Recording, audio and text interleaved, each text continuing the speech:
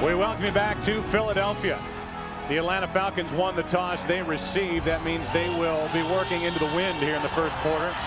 You see the wind gusting up to 37 miles per hour.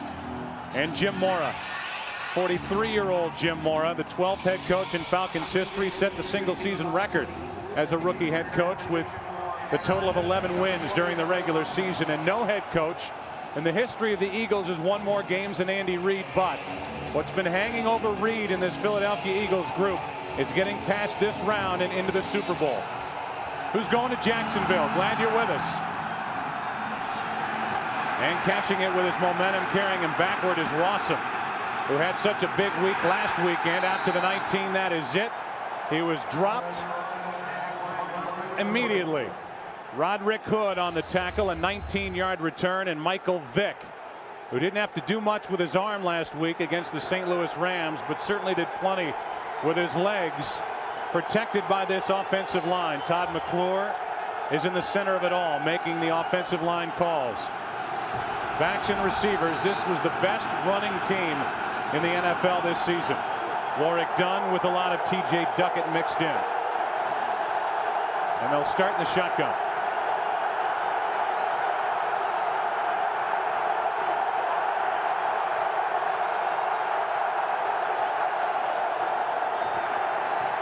Vick gets to the edge.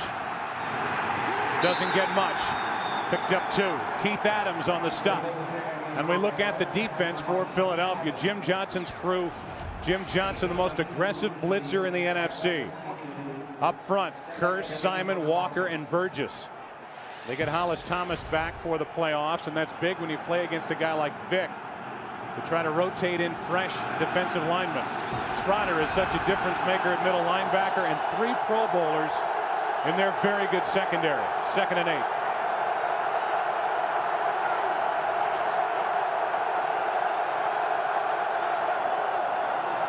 Handoff is to Dunn.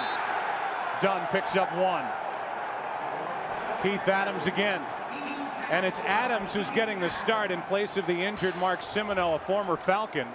They'd love to have Semino out there, Troy, because of the speed he provides at linebacker against a guy like Vick, but Adams has been impressive lately. Yeah, surprisingly enough, Keith Adams is actually a faster linebacker than what Mark Semino is, and he is outstanding in run defense. So a perfect substitution for Mark Semino going up against a team like the Falcons, who clearly rely on running the football. 3rd down and 7.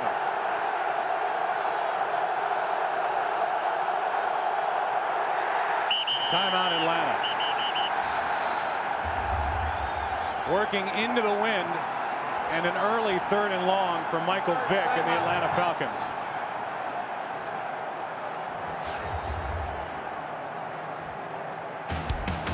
Third down and 7 when we come back to Philadelphia.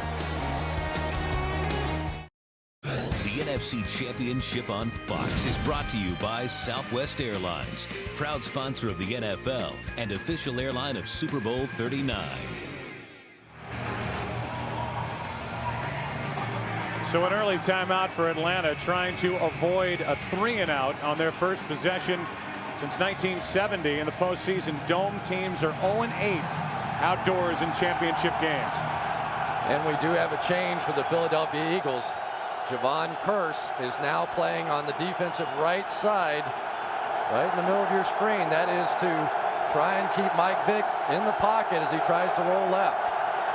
3rd down and 7.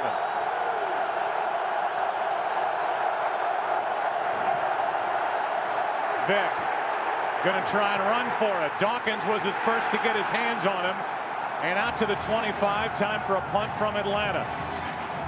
A gain of only 2. And Brian Dawkins, the Pro Bowl free safety, was the first to get his mitts on Michael Vick. And that's going to be the key throughout this entire game. You see Michael Vick, he's looking to throw the ball to his left. Look at the lane that he's got to run. Typically, he's been able to outrun people to the sideline. Brian Dawkins attacked him and got him before he was able to get out in space. And Dawkins barely moved in coverage. He just basically sat there and waited on Mike Vick. Not easy to punt into the wind, and it just hits a wall. Chris Moore takes a good Atlanta bounce and gets down just inside the 40. So all things considered, that's about as good as Chris Moore is going to do. 35-yard punt right into the teeth of this wind. Donovan McNabb and the Philly offense to work.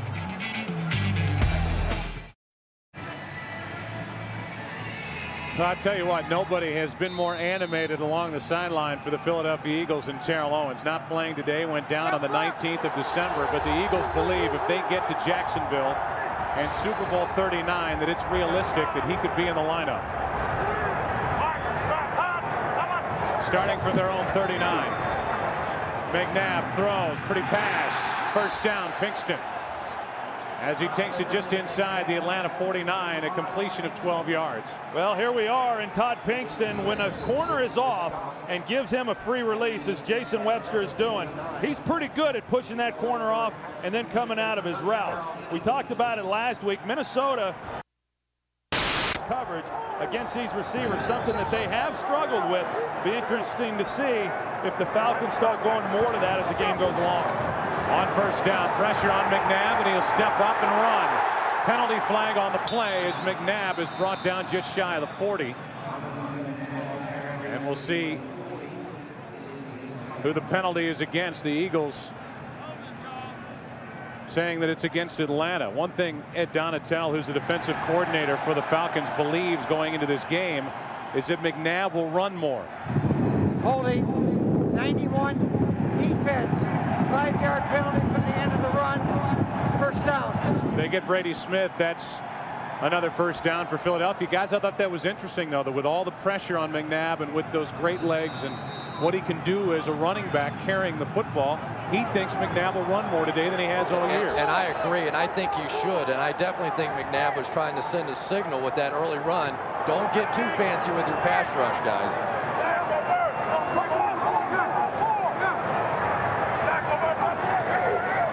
Westbrook touches it for the first time today, and he gets nothing.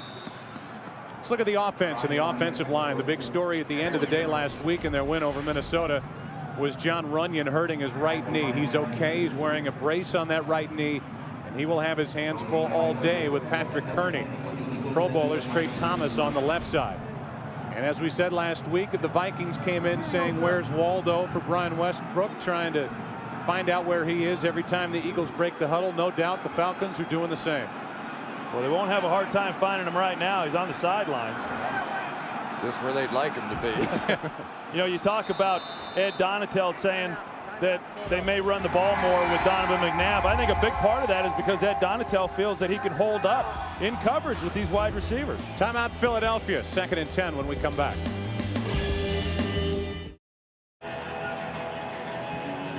Philadelphia defense did their job. It's hard to believe, looking down at that field from our vantage point, what was going on here yesterday with basically a foot of snow being dumped in the Philadelphia area. There's such an advantage for the Eagles working this direction with the wind in this first quarter. Screen pass, Perry, and what a good play coming up to make the stop is Brooking. That'll bring up 3rd down and long for Philadelphia as Perry picked up only 3. You know, you just couldn't ask for more than what the Philadelphia Eagles defense did in that first drive. They needed the extra time with the wind here, and right now you have a huge 3rd down conversion because they really are going to have 2 quarters in this game in this direction with a very strong wind. 14th ranked defense during the regular season with the Atlanta Falcons. On 3rd down, over the middle, pass too high. And from this spot, you're looking at roughly a 50-yard field goal. And when we've seen Donovan McNabb miss, it's generally early in the game and generally high, and that's exactly what happened to him there. So I don't think there's any doubt that distance-wise, Akers, who's a strong kicker, Troy, anyway, can get it to or through the uprights. The question is, what's the wind going to do with it during its flight, with the wind straight at the back of Akers right here? Well, and he's talked about it and the impact the wind has on his kicks, and even he is not exactly sure once the ball gets in flight what the wind may do. Instead, they flip it. Lewis, and a great stop by this defense for Atlanta. And once again, the Atlanta Falcons special teams come up absolutely huge. In the game last week against the St. Louis Rams, Joe DeCamillis' bunch basically won the football game along with the running game. They come right back with their first challenge in this one and make another huge play. Anybody else may have been caught off guard. They play it perfectly and turn the ball back over to their offense. And probably a pretty good call by Andy Reid, recognizing the wind. What kind of impact would it have? If you don't make the field goal, you're given good field position back to Atlanta. Take a chance, and you still got Atlanta at least backed up a little bit. It was the rookie D'Angelo Hall who crashed down and made the stop. On 4th and 7, Lewis got only 3, and a handoff is to Warrick Dunn, and a nice gain on first down of 9 yards. Michael Lewis on the stop.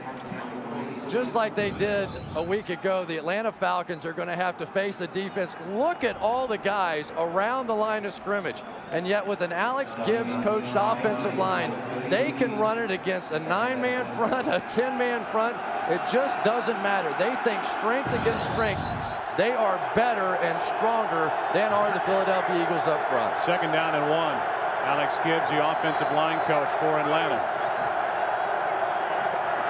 Handed off to Warrick Dunn, and Dunn gets it out to the 40. And it depends on the spot as to whether it's a first down or not. The official running in from this side of the field. It appears that it is enough for an Atlanta first down. It is. And I think when you talk about the Atlanta Falcons and their running game and what Alex Gibbs does within that group, not an overly dominant group of players when you look at them individually, but collectively they play within this scheme exceptionally well. A big part of that is the cutback runs and getting people on the ground along the defensive line. Gibbs will be like that on the sideline the entire game. Full of fire over there as Vick will put it up.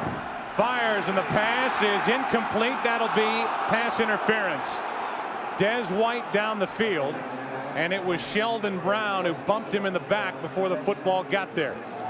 Yeah, and they had him too. Des White does a real good job running the route. You're going to see him working against Sheldon Brown. They do it off of play action, reverse action in the backfield, but the ball gets held up. 24, defense, played through the back of the receiver, automatic first down, spot of the foul. You can see right there the ball in flight. That's the impact that this wind is having on these throws. And look at the job up front that Kevin Schaefer did against Javon Curse. That's going to be key all day long. If they can bootleg Mike Vick to his left side, they're going to have some big plays in this offense. Wind is really picked up. A 19-yard penalty on Sheldon Brown.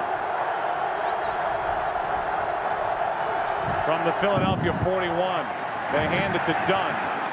Dunn gets it to the 40, picked up half a yard. First guy there, Hollis Thomas.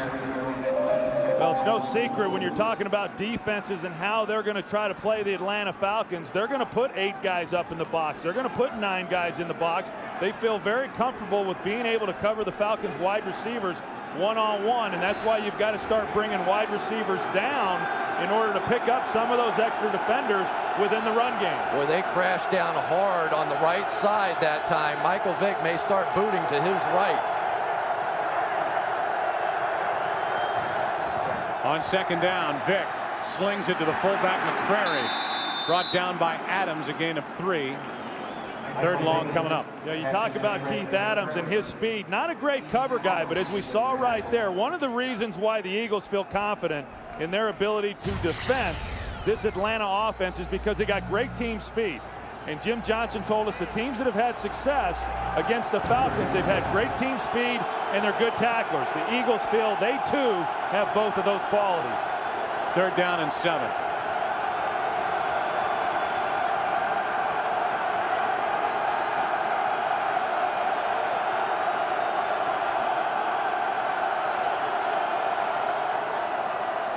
Vick to his right. Looking for room to run, throws it up for grabs, and the pass incomplete. Algie Crumpler was fighting for it, and Vick is having trouble getting up. Well, Michael Vick's go-to guy is Algie Crumpler. They're tied in. He's the leading receiver on this team. First, you're going to see the pressure that Michael Vick gets under. They take a lick on him. Down the field, Jeremiah Trotter is going to be the one who's shadowing under Algie Crumpler. That's who Vick was looking for. He could not throw it on time. He tried to make an ill-advised pass late. Lucky that ball wasn't intercepted. And now Moore again punting into the wind. Wow. And the wind throws it backward. And it takes a Philadelphia bounce this time. It checks up just inside the 30. Wow. All eyes were on Michael Vick trying to get up after this hit by Burgess. Atlanta trying to exhale, seeing him get up and get off the field.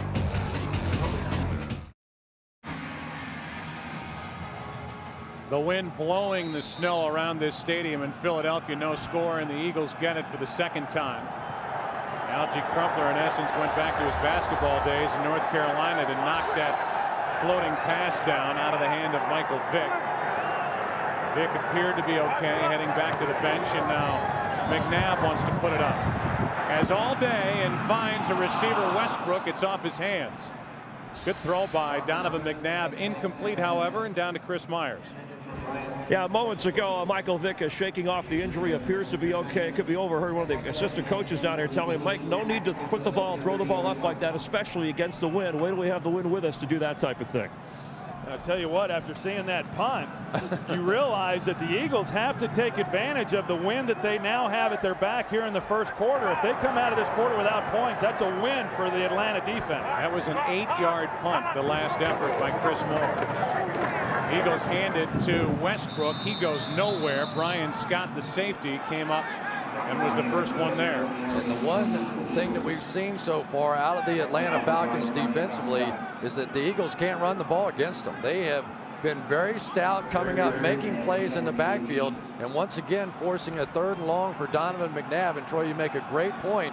If they come out of this first quarter with no points, it's a big win for the Atlanta Falcons. Yeah, the other thing that we've seen with these secondary players now, the corners in particular, they are now starting to press these outside receivers. 3rd down and 10. Blitz coming. Eagles pick it up. McNabb throws it out of the reach. That's a foul Of his intended receiver, Lewis. There was coverage downfield by Christian Morton, an extra defensive back added to the active roster this week because of the injury to Kevin Mathis.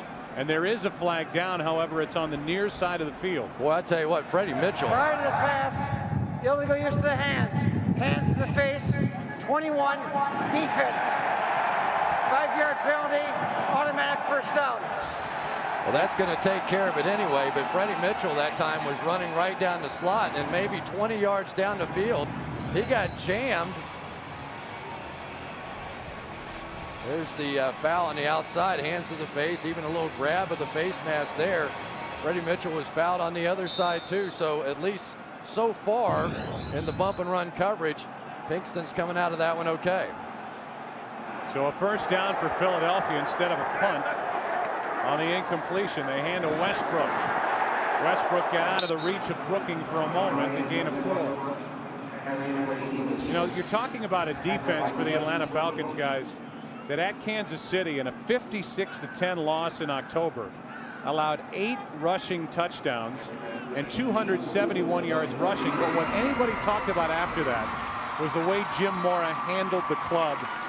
Didn't put him through tougher workouts the next week. Was very positive, and this Atlanta defense played great down the stretch. Yeah, and Arthur Blank took out a full-page ad apologizing to the fans after that too. Inside handoff on 2nd and 6 to Westbrook. Brian Westbrook is down to the 26. They'll mark him at the 25. 36-yard run for number 36 of the Eagles. One of the things that you can always take advantage of with a pass rushing team, they like to get up the field. You get the double team underneath, you get the kick out block by Jermaine Mayberry, Artis Hicks with a good block, and it just pops wide open. And when you're trying to rush the passer all the time, sometimes you can just pop one in the running game. 36 yards, 40 here in this first quarter for Westbrook, and a first down at the Atlanta 25. McNabb with plenty of time, fires. L.J. Smith inside the 5.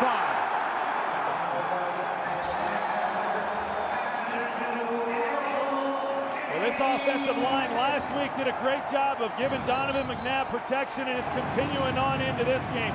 Watch the time that he has to step up and survey the field. He looks to his second receiver. He comes back to the right. He's got L.J. Smith working shallow, Freddie Mitchell over the top. He had both guys. He decided to come underneath to L.J. Smith. L.J. Smith, a big factor in last week's game, makes a big play here today. First and goal from the 4. Dorsey Levens stays on his feet and gets it to the 1. And now, with that second effort, touchdown.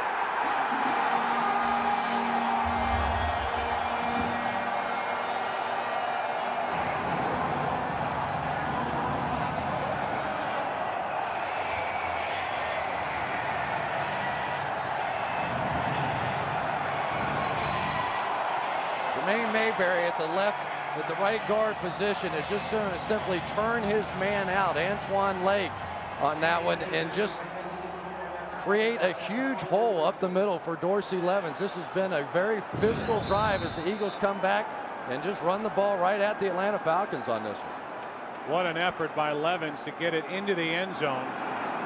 And Akers makes it 7-0.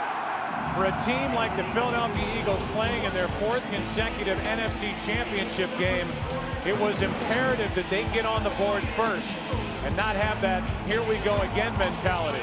First quarter points, Eagles on top 7-zip.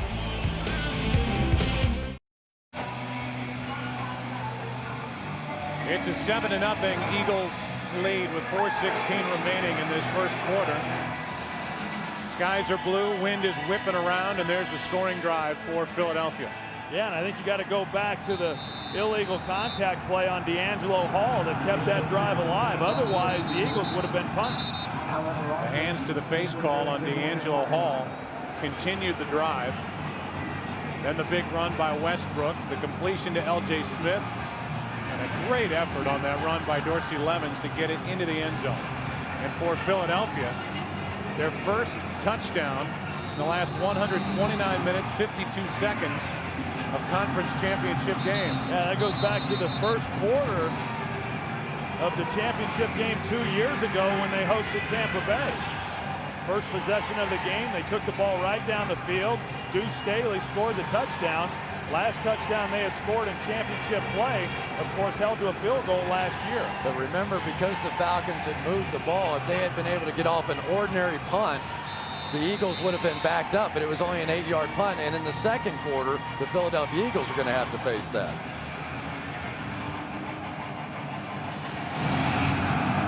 Rod Hood was the one in charge of keeping the ball upright as Akers kicks it to Rossum. And Allen Rossum hit that hole with a head of steam and gets it out to the 31. Hood on the tackle. A return of 28 yards. One thing I really like about Jermaine Mayberry is not only does he get his block, but he turns his guy out of the hole to open it up for the fullback, Josh Perry, to come through and get a big block. Yeah, and then on the other end, one of the key blocks, Freddie Mitchell going in motion on the play, and he'll take out Brady Smith, the defensive end there, which basically allowed Levens inside. Otherwise, Brady Smith's there to make that play. Little Alex Gibbs medicine with a cut block on Brady Smith. Hey, Freddie's more than just a receiver. Oh, he's a lot more than just a receiver. You want to elaborate on that? First 2 possessions last week for the Atlanta Falcons. They were up and down the field, 151 yards, 14 points today. Total of 19 yards.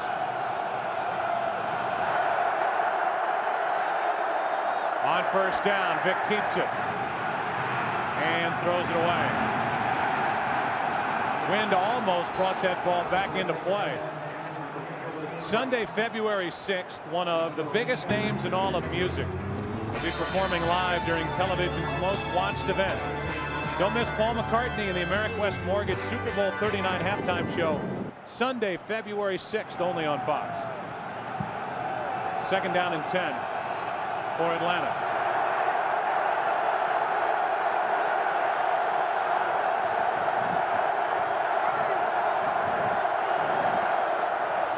Vick keeps it again, and he'll run it this time. He got to the edge, makes a move, and dives. A yard shy of a first down. The ball is out. but Des White was able to get back on top of it for Atlanta. That'll bring up 3rd down and 1. And here's the guy who's really on a bind on this, and it's Derek Burgess, the defensive end, and he's right here.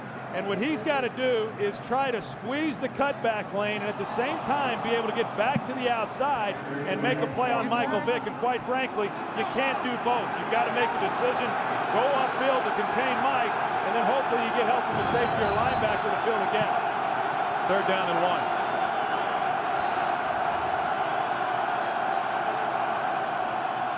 Vick keeps it again. Steps up and flips over the head of Crumpler. It's intercepted, but penalty flags are down.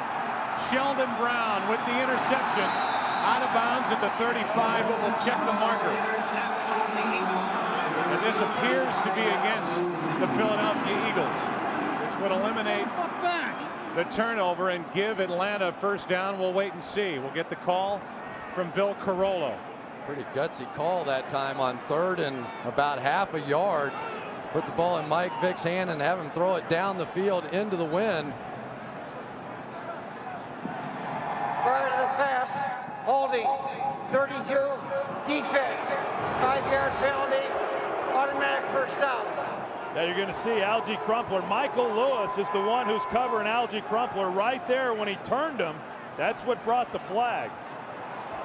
And it erases the interception by Brown. It gives Atlanta a 1st down at their own 45. And you've got to be careful as a quarterback when you're throwing into the wind and you're trying to throw touch passes and getting the ball up and down. You can't drive them enough in this wind. Instead, the wind will get a hold of them and they'll flutter and they'll hold up in the air. And that's when you get secondary players being able to come and make plays on balls. Talking to Jim Mora, he wasn't concerned about Vick throwing with the wind or into the wind at all. I guarantee you he is now. It is howling here in Philadelphia. Handoff is to Dunn. And Warwick tries to cut it up, and he hit a wall.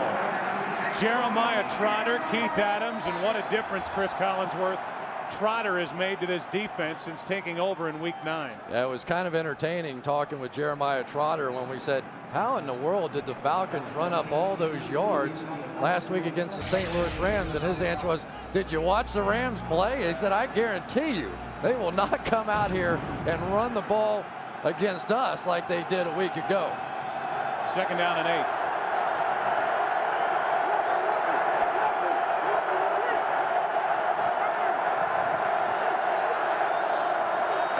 More play action.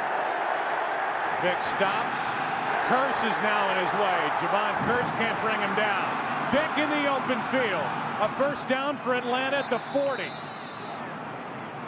Javon Curse was in that position of going one-on-one with Michael Vick, and Michael Vick blew right by him. And the way that it started, Joe, it goes back again to Derek Burgess. He does a great job here of being able to get out and flatten Michael Vick out and keep him from getting outside. But then there's nobody else left on the backside. Javon Curse is the only guy there to maybe make a play, and he's unable to. And Javon Curse told us he was going to take his shots at Mike Vick, trying to hit him hard. That time by coming so hard, he allowed Mike Vick to escape from him. On 1st down, they hand it Dunn. Dunn gets to the edge, cuts it up, and down inside the 35 to the 33, a gain of 7. And with 1:23 and counting remaining in this 1st quarter, the Falcons can't wait for this quarter to be over to go back down to the other end of the field. Yeah, and so far, I think they've got to feel pretty good about it. Obviously, the penalty which kept the Eagles' drive alive on the last series, but here they are moving the football, and if they're able to come away with points here going into the wind, of course, we're running out of time here in the 1st quarter, but they've weathered this 1st quarter and going into the wind very well. 2nd down and 3 with Duckett in the game.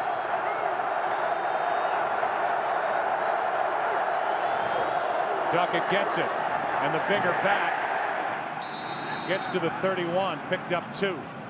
And Jeremiah Trotter comes out stomping again. Well, anytime the Falcons go to this zone play where basically they're just trying to get to the edge, Jeremiah Trotter is the guy. His favorite saying is, cut it back to your boy, send it back to your boy. Well, the boy was sitting there on that one and got a big shoulder full of T.J. Duckett. If they can stop that play, it helps them stop the cutback. It's 3rd down and 1. Realize the Atlanta Falcons probably will have 2 downs to try to pick up the 1 going in this direction. 10 seconds and counting left in this first quarter. They hand to Duckett. Duckett doesn't get it. Now with the quarter being over, you go to the other end of the field, and the decision will be forthcoming from the Falcons on 4th down. Will they try the field goal or go for it? As the first quarter has come to an end, but the officials are right now gathered at about the 32-yard line. Timeout, Philadelphia.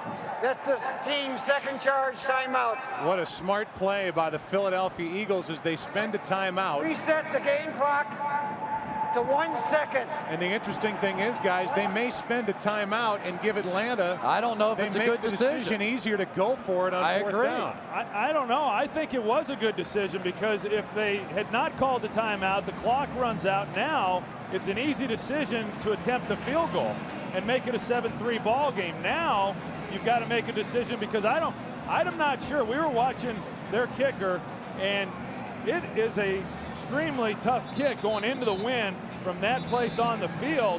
I think you're almost forced to go for it on 4th down. Oh, there's no doubt. Yeah. I'm just saying in the end. Right. I think it's a mistake because on the other end, give him a field goal. Who cares if he can make a kick into this open end of the stadium where that wind comes howling out of that one corner?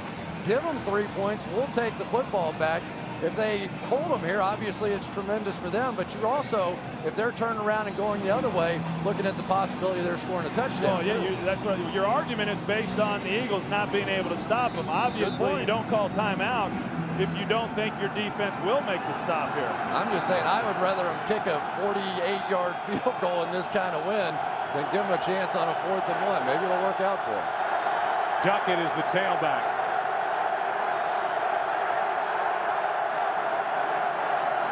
They hand it to Duckett, and TJ Duckett has the first down. And because of the timeout, the Philadelphia Eagles took it, gambling they could stop the Atlanta Falcons on a 4th and 1. They could not. The Falcons will have a fresh set of downs in great field position with the win when we come back in the second quarter.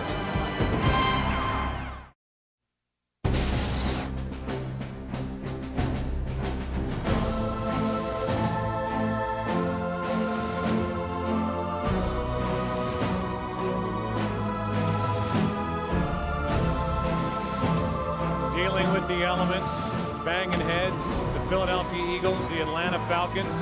We're through one quarter of this NFC Championship game, and the Falcons have a first down inside the Philadelphia 27, trailing by those 7 points. And let's be fair also, there's no guarantee that they would not have gone for it on 4th down even if the Eagles had not used the timeout there. First down for Atlanta. Vick sets up a screen to the near side. It's Crumpler, and what a good open field tackle by Keith Adams, and we've said his name quite a few times already in this game. And I really think Keith Adams has made a difference on this defense. You talk so much about Jeremiah Trotter coming in at the middle linebacker position. Well, Keith Adams, a guy they call the Bullet, and the Bullet got shot on that one. He came out and did a great job on Crumpler, who's a tremendous athlete at the tight end position, and he, just like he did on special teams all year long, came up and made a huge play. The guy who was waived by the Dallas Cowboys. They were trying to make a roster maneuver, and the Eagles saw him, grabbed him, and what a difference he's already made today. Warrick Dunn is down to the 21, got 2. Derek Burgess on the tackle. 3rd down for Atlanta. And you take a look at Warrick Dunn, and Warrick's used to coming in here and playing the Eagles on the road in the playoffs. He played them a couple of times with Tampa Bay. He came in here 2 years ago and played him while he was with the Atlanta Falcons. Has not had much success against this Eagles defense. Coming in here today and hoping to have a better day, but so far the Eagles defensively have kept him bottled up. 3rd down and 5. That's Vick in motion, and they direct snap to Dunn, and Warrick Dunn has a first down inside the 15 to the 14. Well, that's the same play they ran last week, but if I remember correctly, instead they threw it out to Michael Vick on the flank, and this time Warrick Dunn takes the direct snap, and picks up a big first down. But this goes back to some of the things that Jim Mora did and saw when he was with the San Francisco 49ers. They had big runs on third down situations, third down and medium for first downs, and they came into this game thinking they could do the exact same thing.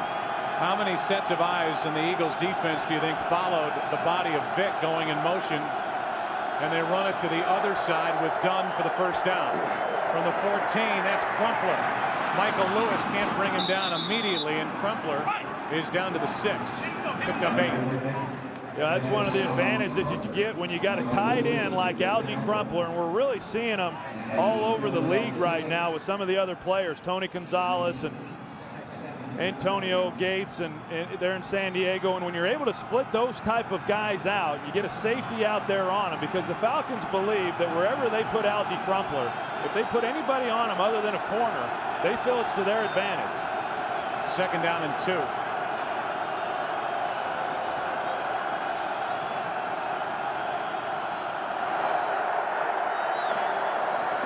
Duckett, first down. 1st and goal from the 2 for Atlanta. They went right into the teeth of a blitz there. They're definitely coming on the outside, and Jim Morris said, we just don't care. It's one of the great things about being in an offense with Alex Gibbs. Alex Gibbs has seen every different kind of front that you can throw at somebody. That time they came up and ran a safety blitz right into that run, and they just ran right by it. Well, this is where the Eagles pride themselves, one of the best in the league at keeping people out of the end zone. On 1st and goal, they hand to Duckett. Duckett runs into Jeremiah Trotter, Hollis Thomas, Keith Adams. 2nd and goal. And I think one of the real keys when you're talking about goal line defense is being able to get into the running back's legs before he gets going. Watch T.J. Duckett as he hits the line, and immediately he's met in the middle by Jeremiah Trotter, and that's how you stop a big back from getting into the end zone. That time Keenan Forney tried to cut Hollis Thomas, and he missed, and Thomas was able to make the play in the backfield. Duckett lost a yard. 2nd and goal. They faked the toss, and that pass batted down. Michael Lewis got up and knocked it away. It'll be 3rd and goal. And a good play there by Michael Lewis. He's the safety. He's the guy who spends a lot of his time down around the box, and he comes off the edge and just is able to get a hand on the ball and keep that one from being completed there to the fullback. I'm going to bet Alex Gibbs did not like that call over there. I'm sure he would have liked to take 2 shots and try and pound this thing in the end zone. This is one of the top rushing teams in the NFL. Now they're 3rd and 2 and a long 2. 3rd down and goal. 16th play of the drive. Duckett is split out to the bottom of the screen. Vick with time. Michael Vick won't get there to the 5. He lost yardage. Hollis Thomas. Vick did all he could, but Thomas closed it down in the end. Well, that's just great containment by everybody involved, not allowing Michael Vick to get outside. They're aggressive enough to make him move. They don't sit back and wait. Hollis Thomas, playing in his first NFC Championship game because of injury, steps up and makes a play here. Good job and good discipline by that defensive front. Jim Johnson telling us, he told his defense all week, don't get hyper. Stay where you're supposed to stay, make your plays, and stay within the defense. And everybody across the defensive front did just that for Philly. 7-3 Eagles, 2nd quarter. The NFC Championship on Fox is brought to you by Hummer. Check out the H2. Hummer like nothing else. By McDonald's. By State Farm. Like a good neighbor, State Farm is there. And by Coors Light. The coldest tasting beer in the world, Coors Light. The official beer sponsor of the NFL and Super Bowl 39. The Philadelphia Eagles during the regular season, their defense ended up ranked 10th. They gave up some yards, but they didn't give up a lot of points. They ended up tied for 2nd in the NFL in points allowed. And I guess it's only fitting that the 3 top teams in that category, points allowed, are still alive. You've got the Eagles, the New England, and Pittsburgh, who will meet later today across the state. J.R. Reed on the return for Philadelphia. The rookie from South Florida crosses the 25 and works his way out to the 28. Hollis Thomas and this Philadelphia Eagles defense doing their job in the red zone, making a stop. 7-3 Eagles. Now it's the Eagles' turn to try their hand at working into this gusting wind. They lead Atlanta 7-3 in this NFC Championship. Starting at their own 28. McNabb steps up and a run and slide. They'll mark him at the 33, and we go back to that last defensive play by the Eagles. And anytime you're down on the goal line against Mike Vick, you have to spy. This time the Eagles come up with two guys whose eyes are only on Mike Vick and everybody else as well, and they hold him in the box. Yeah, and here's why Vick wasn't able to get the ball out. Algie Crumpler, clearly he's going to attract a lot of attention. You got Javon Curse dropping underneath him, as well as Michael Lewis double teaming him in the end zone. 2nd down and 4. They hand it to Levens. Dorsey Levens is running hard. Picks up 3. 3rd and 1 coming up. Let's go down to Pam Oliver. Hey, Joe, and a lot of high fives being passed around on the Eagles D. That group was jubilant about keeping Vick and company out of the end zone. Chris Collinsworth praised the Eagles' containment on Michael Vick, while defensive coordinator Jim Johnson did the very same thing. He knew the execution on that was perfect. Joe? All right, Pam, thanks. 3rd down and 1 now for the Eagles offense. You hate to belabor the point, but every time that the Eagles pick up a 1st down, about 3 minutes click off the clock for the Falcons with the win. Levens has enough for a Philadelphia 1st down. Needed 1, got 2, and a fresh set for the Eagles. Kearney was the first guy to make contact with Levens for Atlanta. You know, we saw Mike on that 1st down scramble and pick up some pretty good yards, and you know, a lot of people have suggested that maybe Donovan McNabb should scramble a little bit more, but that's not really a part of his game. You know, this year he's run less than he has at any other point during his career, and yet I think the reason he hasn't has been more his development within this offense, as well as his wide receivers doing a much better job of getting open than maybe they have in recent years. Which is what McNabb sees in the future for Vick. Penalty flag on the completion to L.J. Smith. And L.J. Smith with a good run down to the 44-yard line of the Atlanta Falcons, but there is a marker down. And it's against Philadelphia. Looks like an illegal shift, possibly. Boy, does that hurt.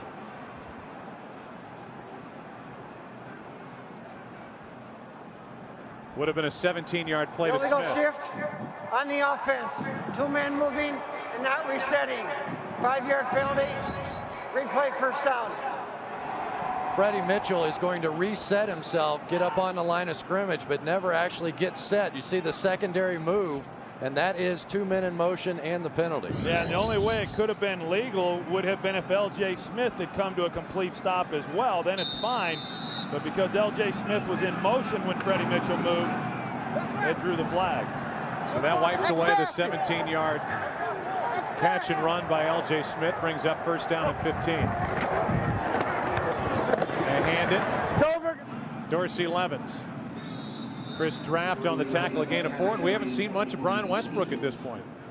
I mean, if that's the guy that the Atlanta Falcons were worried about coming into this game, Westbrook to this point, outside of that one long run, has not been a factor. Yeah, but you can bet that as this game progresses, they're going to continue to want to try to get the ball into his hands. He's obviously one of the playmakers, but one thing we do know about Donovan McNabb, he does a great job of spreading the ball around. He's not going to get locked into just one guy. Westbrook does not have a catch today. McNabb fires and the pass incomplete as his receiver Smith had fallen down. They'll bring up 3rd and long. Excuse me, Joe. They tried to come back to the exact same play that they hit on the penalty. Just a little tight end screen out to L.J. Smith. And you were talking about Donovan McNabb and his running ability, but you don't always have to run as a quarterback to be effective. The threat of the run can be just as much. And that time they come out on the bootleg with McNabb, everybody goes up the field to him, and you try and drop the screen underneath to Smith. What Ed Donatel talked about was not only the threat of the run, but the way he moves around in the pocket and buys time for somebody to get open. McNabb in trouble. Stays on his feet. Unbelievable. Throws. Has a man. Mitchell. What a play. First down, Philadelphia. And that is the brilliance of Donovan McNabb. Well, it really is, because Donovan McNabb does such a great job of just keeping himself alive. And so as he's getting pressure, he's able to avoid the sack, but he continually keeps looking downfield as to where he can get the ball thrown. He comes out of there, he's still not looking to run, and then he finds Freddie Mitchell on the sideline. And Freddie Mitchell held on to the ball. When I saw it pop up like that, if he had bobbled that at all, it would have been incomplete, but somehow he kept it pinned in there. First down inside Atlanta territory. McNabb going to air it out. Greg Lewis adjusts, makes the catch, and Lewis is down inside the 5. Working on Christian Morton. And a 45-yard completion into the wind, into the arms of Greg Lewis. And sometimes you got to take shots like this, because the wind actually helps Philadelphia in this situation. The wind gets a hold of it, it's underthrown. Greg Lewis sees it, he comes back, and he's able to make the play. The DB never gets turned to see the ball. And the reason that Christian Morton is in the game is because of the ankle injury to Kevin Mathis, knocking him out of those nickel situations. And for the second straight week now, Greg Lewis with a huge play. First and goal from the 4. Dorsey Levens. Levens to the 2. You know, Troy, I really thought that the play that Greg Lewis made last week was a huge one in that game, from the standpoint they kept trying to double team Westbrook, and so it left somebody on the field in one-on-one coverage, and the Falcons are trying to do the exact same thing. But when you get one-on-one with Lewis, he may well be the fastest guy on this football team. And he's a much better receiver than what you would think, because he just hasn't gotten a lot of playing time. Most of his playing time came late in the season when they were resting a number of their starters, but during that time he's played well. Alonzo Ephraim, number 76, is eligible. An extra tackle. McNabb back in the end zone. Lewis. Touchdown.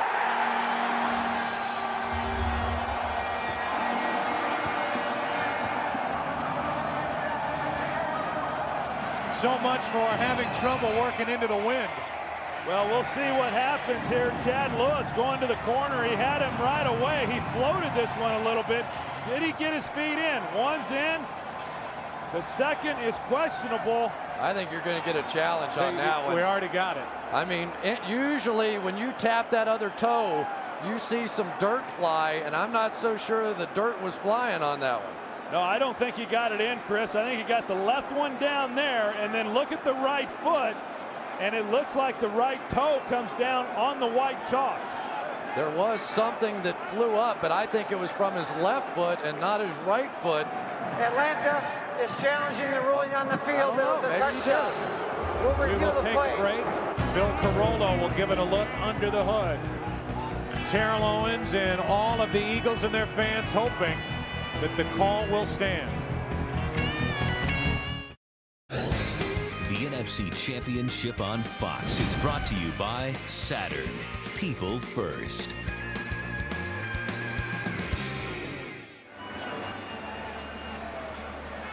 Couple of questions when they look at a replay. The obvious one is, did he get that right foot down after the left foot was inbounds? Did he dot the I, so to speak, and get the toe of the right shoe down? It looks like from that angle and that replay that Lewis did. Yeah, I agree. I think he did as well. It was a tremendous job by Chad Lewis getting that back foot down, and at the very least, I definitely don't think there's enough to overturn that play. Yeah, that's the other question. Is there enough evidence to overturn the call, which was touchdown? We all think up here in the booth that the touchdown for Chad Lewis will stand. Yeah, I think it will too, and there was nothing definitive to suggest that he did not get his feet in, and boy, Donovan made that a much tougher play than what it needed to be. And that last angle that we had was really the definitive one, and in a championship game, obviously you have more camera angles than you do for a regular season game, and it's going to help the Eagles here. After reviewing the play stands as called. Touchdown. Atlanta is charged with their second charge timeout.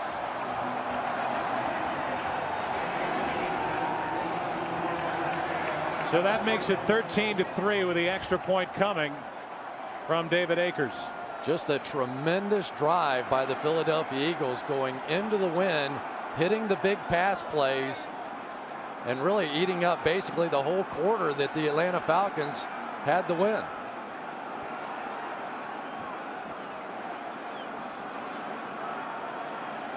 So Akers trying to make it 14-3.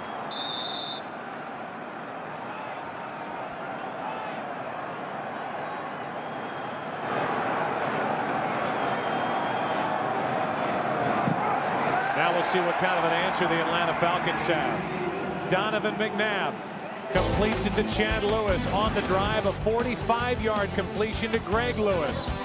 But it's Chad who got them both down. And the Eagles lead 14-3.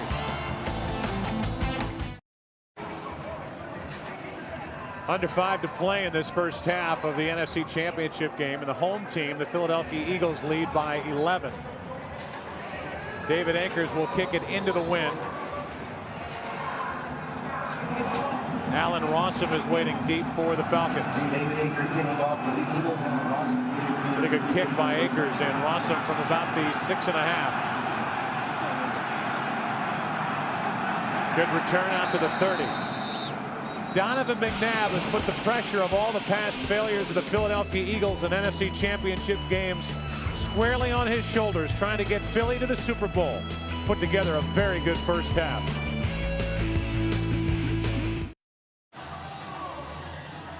A 14-3 Eagles lead with 4:50 remaining in this first half. You look back at Donovan McNabb and what he's done in NFC Championship games. 0-3 record, 1 touchdown, 5 interceptions, and a passer rating of 50.5. Today, 6 for 9, 98 yards, a touchdown, and a quarterback rating of 140. And he has said coming in, put it on me. It's all on me. I will get this Philadelphia Eagles team to Jacksonville in the Super Bowl, and he's doing his part so far. He was absolutely brilliant on that drive with the long pass and the scramble play on 3rd and very long. Now we'll see how the Falcons answer this young Atlanta team. As Jim Morris said all week, playing with the house's money. All the pressure on the Eagles. Now the pressure on the Falcons, down by 11, and a gain of 3 by Warrick Dunn. Well, and here's what happens with Atlanta is that they don't have to abandon their game plan. Clearly, they still want to run the football, but when you're talking about 4.5 minutes left in the half, you'd like to be able to take advantage of the win position that you have at your back. And so it will be difficult for them to be able to methodically drive the ball in the length of time that they have. They're going to have to create some big plays, Chris, throwing the football. And I still think their best play is bootleg right out here against Burgess. 2nd down and 7. Vick fires, the pass complete. He gets it to Peerless Price, his first catch of the day, a guy who during the regular season caught only 45 passes. Yeah, and that's really what they have to do. They have to be able to create some chunks, whether that's Michael Vick running the football, creating some plays and knocking off some yards, or coming out here to your wide receivers. The wide receivers have not been a big part of this passing game throughout the year, but Peerless Price doing a good job there getting in the void, and Michael Vick finding him. First catch by Falcon wide receiver all day. On 1st down, it's done. It's Trotter.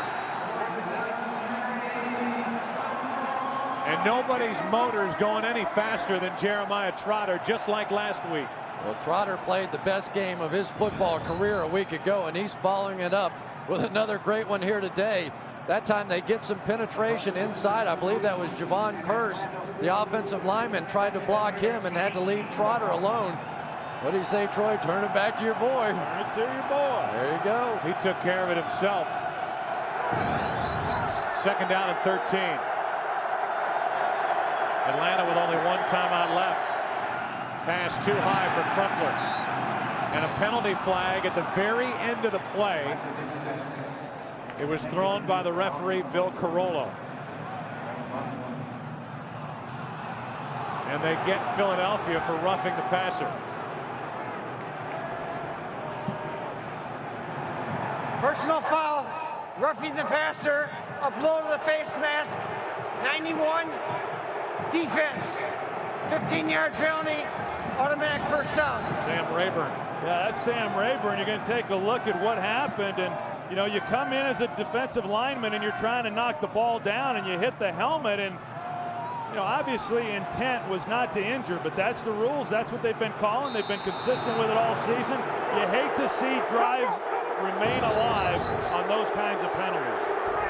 Atlanta does it. The Falcons love it. It's first down from just outside the Philadelphia 40. Vick, little pump fake. Now over the middle. Crumpler, what a throw, what a hit, what a catch. Algie Crumpler hung on after getting a vicious blow from Brian Dawkins. Boy, Algie Crumpler runs routes like a wide receiver, and he catches the ball like a bull. He took a huge shot at the end of that play by Dawkins, but watch the little double move now on Michael Lewis. Turn out, go right back up, and at regular speed, look at the clean hit by Brian Dawkins. Just a great shot. One of those, you'll think about that one later. And I tell you what, Michael Vick did a heck of a job pumping to his right, getting the safety to move, and then being able to fit that ball in. They could elect to let the game clock wind down to 2 minutes. Instead, they hand to Dunn. And Warwick Dunn is into the end zone. And what an answer by the Atlanta Falcons. Well, that's just huge, Joe. Yeah, I talked about it a little bit earlier. You had to get some plays from your passing game. They come out on second down, they get the pass to Peerless Price. They get the big gain there to Algie Crumpler, and they come away with a touchdown here right before half. Well, they've been hitting this stretch play all day long, and the linebackers have been catching this thing over the top. That time, Jeremiah Trotter tried to come back door on it, had to jump over one of the linemen and simply couldn't get there. So with 2:02 remaining, Jay Feely will try to make it a 4-point game.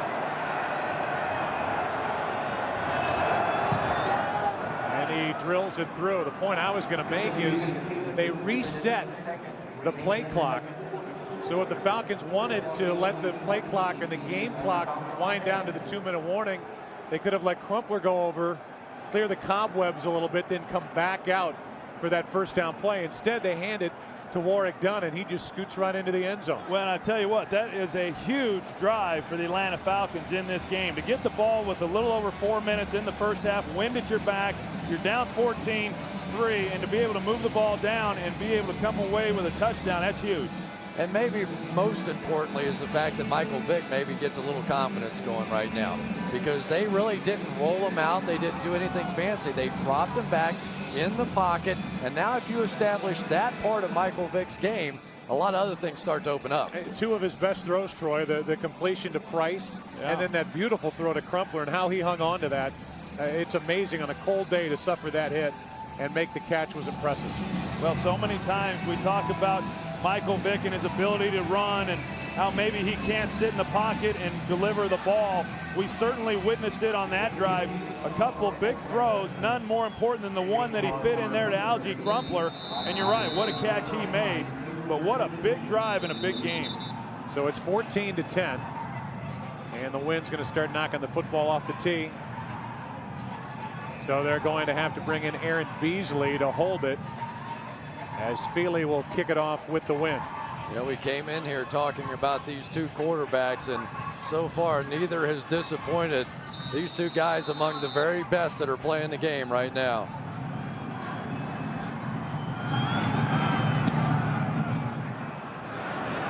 You hear the foot hitting that cold football as Roderick Hood takes it on the return and gets it out to the 29-yard line, and that will bring us our 2-minute warning in the NFC Championship game. 14-10. The Eagles on top. Falcons with an answer and a hug from Mora to Warwick Dunn.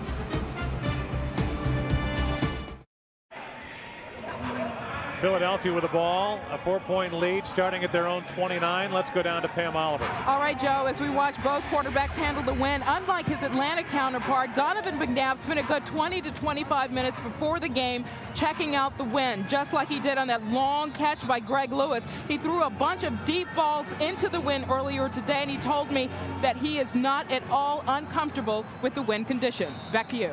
All right, Pam, thank you. Well, if the Eagles are able to get it down the field and make something happen, again, they're doing it into the wind. 1:54 remaining and 1 timeout left. McNabb hit, dropped, and that's Patrick Kearney. Kearney during the regular season earned his first trip to the Pro Bowl by racking up 13 sacks. And what a great spin move that time by Patrick Kearney working against John Runyon. Watch this, just dip underneath. Remember, Runyon has the bad knee and had no chance against Kearney on that one. I had a chance to talk to John Runyon before the game. He said the knee was a little stiff, a little sore. If that continues, he expects Andy Reid to provide him with a little help and protection. Second down at 16 after the sack, and the Eagles hand off to Westbrook. Third and long coming up, and with 1:09 remaining and counting, you got to start thinking about using your last timeout. I agree with you, Joe. I think I would have burned a timeout there for the Atlanta Falcons. Coming up on the Visa halftime report, JB, Terry, Howie, and Jimmy will have highlights from this game. The Fox Sports ticker has up to the second statistics. Hi, Mom. It's cold. Is Terry Bradshaw the first longshoreman ever to win 4 Super Bowls? Third down and 7. McNabb is flushed out of the pocket. Kearney chasing. The pass complete to Westbrook. And Westbrook is going to be marked out. It looks just short of first down yardage. And it looked like from here, Joe, that he may have gotten the first down. It may have been a poor spot. Well, if it is under review, it will come from the booth. Well, and remember, he's out of bounds, so the Falcons saved their last time out, and the Eagles would have to punt into the wind. So McNabb gets it to Westbrook for Westbrook, his first catch. And now the question is, how good was the spot? And if there is a review, which there can be, it would be initiated from the booth. And the chains that are on that side of the field are not the official chains. They're bringing those across the field now. And they're there. Ta-da.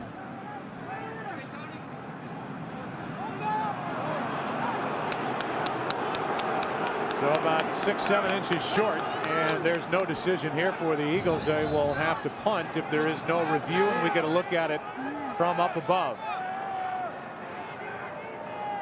Big play in the ball game right now. Yeah, it looked to me like it was a not very favorable spot for the Philadelphia Eagles. And you're right, Joe, there's no decision to be made here. Now punting to Atlanta. Atlanta gets the ball with 1 timeout. And depending on where they're able to return this ball to, if I'm the Eagles, I do not punt this anywhere near Allen Rossum. On top of that, we've seen Chris Moore punt going in this direction, travel all of 8 yards. And I think Rossum's too deep here. I don't think he can kick it that far. Pretty good try here by Johnson. It hangs up, and Rossum from inside the 25 has blocking. Had a huge week against St. Louis last week and gets it to the 35 with 21 seconds remaining and 1 timeout left for Atlanta as they trail by 4. This February, NASCAR on Fox returns with the 47th running of the Great American Race. 43 drivers will clash in the fastest, fiercest, most high-powered sporting event in the world. NASCAR coverage begins with the Daytona 500. February 20th in high definition, only on Fox. I tell you, the other advantage that Atlanta has when you got a guy like Michael Vick, Jim Moore told us last night he could throw it about 85 yards. So from here, they could potentially even take a shot as a Hail Mary as time runs out. Wind chill 3 degrees down on the field. Vick has it batted into the air, incomplete. Let's go down to Chris Myers. Yeah, Joe, Michael Vick has shown little emotion from the start of this game. The longer he was sitting on the bench, the cooler he was getting, or the colder. But he was up and hollering after that last defensive stop, cheering on the defense. It's gotten significantly colder and windier since the start of the game. I have to tell you, one of the most impressive plays of this entire game so far was that punt by Dirk Johnson. He hit that thing 40 yards dead into the wind. That was really, really a big play. We just heard from Chris, the wind has picked up. It's gotten colder. Corey Simon batted that last pass down. It's 2nd down and 10 with only 16 seconds remaining. Vick trying to buy some time. It'll go down.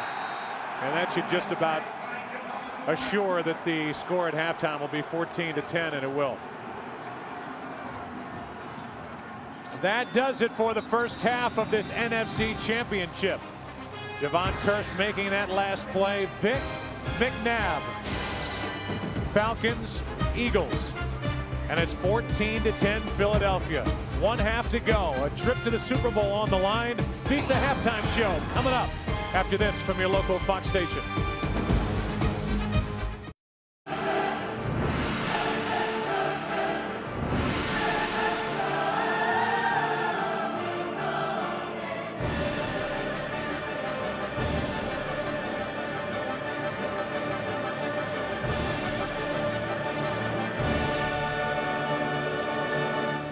The Eagles with the decision at the start of the second half whether they want the ball or the win. They have elected to take the ball.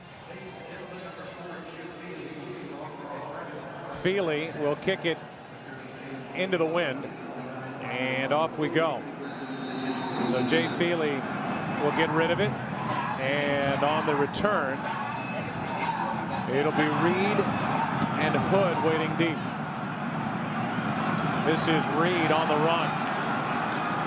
The rookie gets it across the 25, and they will mark him down at the 27. We look at the halftime statistics as the Philadelphia offense makes its way out onto the field. See the pass yards for the Eagles. The total yards tipped toward the Eagles' favor.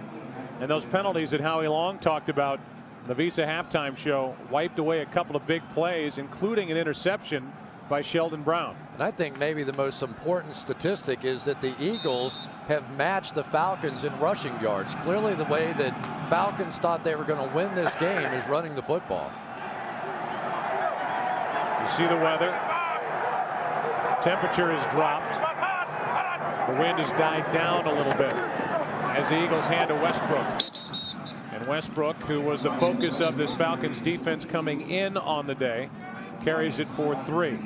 Yeah, and I think that as far as what the Philadelphia Eagles have done offensively, they've broken away from what Andy Reid typically does. They ran the ball 12 times there in the first half. That carry there being their 13th rushing attempt to only 10 passes. And you know, you look back to last year's game, there was some criticism of Andy Reid for not running the football more against the Carolina Panthers. Maybe that's the intent here against this Falcons defense. 2nd down and 7 for Philadelphia.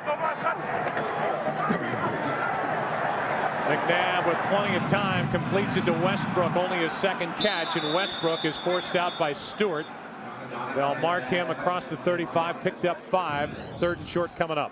Well, and we saw earlier the move that Patrick Kearney put on Runyon, the spin move. This time he's still one-on-one engaged with him, and John Runyon does a good job. Obviously that right knee, you see that it's heavily bandaged there, a real concern, but there's no way you're going to get John Runyon off the field. Little blow to the head. John Runyon's always been known for taking a few shots here and there. Yeah, this is actually his 15th playoff game, more than any active player in the league. Play clock is already down to 4, down to 3. Just getting it away on 3rd down and 2 are the Eagles. McNabb being chased. McNabb, 1st down Philadelphia. Rod Coleman couldn't get there, and Donovan McNabb gets 8 and a 1st down for the Eagles. Well, they're trying to get Freddie Mitchell on a little pick play coming underneath, and it just didn't develop quickly enough for Donovan McNabb. And then he just does what he doesn't like to admit that he does very well. He talks about he wants to be a pocket passer, but I still think trying to defend this Philadelphia Eagles offense whenever he takes off and runs even a little bit is just so difficult. And it's so demoralizing for a defense when you've got your receivers covered and then he's able to still pick up a 1st down with his legs. McNabb airs it out. Coverage downfield. There's a flag on the play. Pinkston, the intended receiver. They're trying to pick on Christian Morton, who's a rookie out of Illinois. There's pressure on the play by Kearney, and there's a penalty flag that came in from the secondary. And it's definitely going to be illegal contact. Christian Morton trying to survive back there in the secondary. They're rolling away and throwing all the way back to him. Prior to the pass, illegal contact, 30, defense, 5-yard penalty, automatic 1st down. So it was prior to the pass, so there's no pass interference. It's a 5-yard penalty, but a 1st down. And the hard thing is for a rookie in college, that's no penalty. You know, that's just the way you play the game. And then there's the hit. Patrick Kearney, he makes his presence felt, and he's able to get a hit on Donovan McNabb on the blind side. We saw John Runyon looking down. I don't know that necessarily on that play anyway, that was his man. First down for Philadelphia, leading by 4. Pass complete, Levens. And Dorsey Levens gets 5. You know, this is turning into a pretty good battle out here at right tackle. John Runyon again. Here's the spin move that Patrick Kearney used earlier and able to get the hit there on Donovan McNabb. He tries it again. He loses his footing, but John Runyon had a good base and didn't fall for the move. Now they are starting to get some openings down the field now. McNabb has taken the ball and dumped it to some of the backs. Wouldn't be surprised to see some of those tight ends coming across on that crossing route. It's starting to open up now. Second down and 6. That's Westbrook. And Westbrook has a Philadelphia first down. Let's go down to Pam Oliver. Hey, Joe, strain knee aside, if John Runyon continues to have trouble with defensive end Patrick Kearney, he has his division nemesis Michael Strahan to thank. I spoke with Kearney Saturday, and he acknowledged talking to Strahan this week to get some insight on how to play Runyon. Strahan said it's all about watching Runyon's feet. If his inside foot is up, he's blocking out. If the heel is down, it is just the opposite. Furthermore, Kearney also learned a few tips on Donovan McNabb and his tendencies with the snap count, guys. All right, thank you, Pam. Kearney, who would be working on Wall Street if not for football, doing a little research as Westbrook finds room to run. Westbrook bounces it outside and gets another Philadelphia first down. Kearney upfield. There were other Falcons there, and nobody could bring down Brian Westbrook. Yeah, and when you get into a game like this, you have to make tackles. They had opportunities. Patrick Kearney right there had a chance to bring Westbrook to the ground, and you've got to stop him before he gets going. This is a back that can get to top speed in 2 or 3 steps. You've got to hit him in the backfield. You got to get him on the ground. Otherwise, he reels off runs like that. Well, that was pretty good stuff right there, wasn't it? That was a little Walter Payton, Marshall Falk, just kept it alive, and big pickup. Not a big guy, 5'10", 205, but a lot more powerful. And you may imagine they toss to Westbrook. And Brian Westbrook has another first down. Yeah, we talk about Hank Fraley and you say honey buns and all that stuff, but honey buns can run. He got out on this play and is going to lead the way, and just at the last minute able to knock his guy to the ground, and there is the corner secured on the outside. And if they can start to get that outside running game going, those bootlegs and some of the things that McNabb likes to do really open up. Brian Westbrook had only 6 touches of the football in the first half. He has 5 on this drive. And trying to get a touch here, he ends up putting it on the ground and is able to fall back on top of it. A loss of 5. Yeah, and that one was just a miscommunication between Donovan McNabb and Brian Westbrook, and they're trying to run a counter trap here, and Donovan took it a little too far, or Brian Westbrook came up too far into the line, but they came up together, collided, and the ball's on the ground. Fortunate in order to get that one back. And this is a big situation from the standpoint 3 versus 7. If the Falcons can get out of here with just 3, they have to feel great about it. Second down at 15. Play action from McNabb. They set up a screen for Westbrook.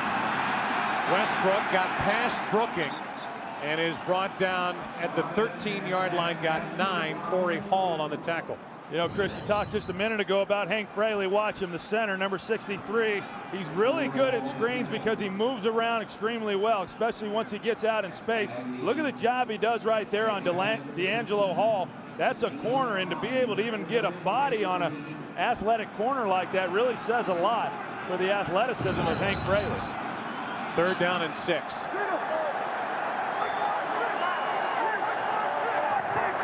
Playing with the wind are the Eagles. McNabb, plenty of time. Time runs out, and this is nearly picked off by Scott. In his hands and then down to the grass, and it'll bring up 4th down. Dorsey Levens, the intended receiver. Well, and Donovan McNabb had all day to throw the ball, but he's trying to get to Pinkston, and Morton's just got him blanketed. He couldn't get any separation at all. And on the other side, Freddie Mitchell was wide open. He just picked the wrong receiver. It was man coverage across the board. The quarterback can go to either side, and he really got away with one at the end, basically just throwing it up to Dorsey Levens. 31-yard try here by Akers. Good snap, good hold, the kick. Good. And it's a 7-point game as David Akers, who was once with the Atlanta organization, knocks it through.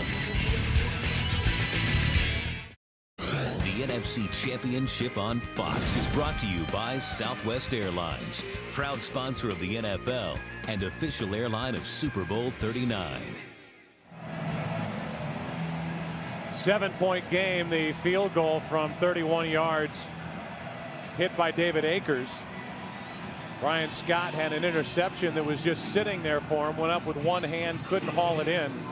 And Akers on the 4th down play hit the field goal. So it's 17-10, Philadelphia on top.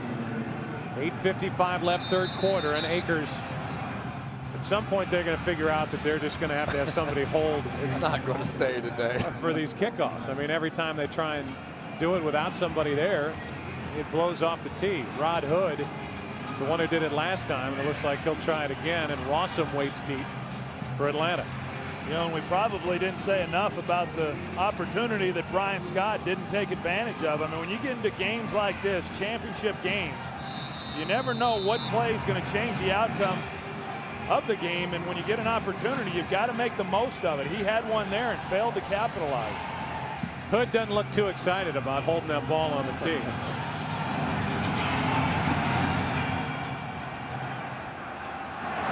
Rossum. He can down it. Downs it in the end zone. So the Falcons will start with it. Michael Vick at his own 20. How close did Scott come to an interception and avoiding 3 points? That close. Frustrating moment for the Falcons and Brian Scott.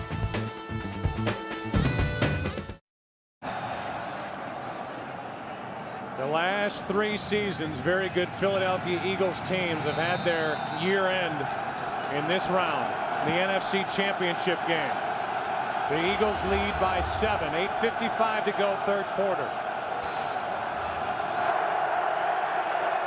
Vick hands it to Dunn. Warwick Dunn. The little back cuts it up and picks up 6. You know, you look at this Eagles defense and you see how they're going to play this. There are 10 guys within 5 yards of the line of scrimmage. The only guy that was deep was the middle safety.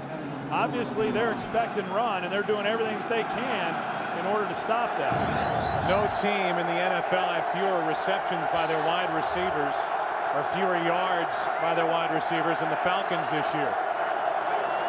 And off to Dunn, who cuts it back up the middle and picks up a first down as he gets 7.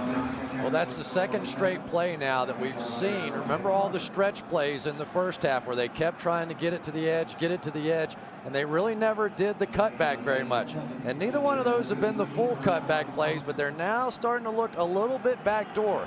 And typically, as defenses begin to tire, some of those opportunities become available. First down, Atlanta.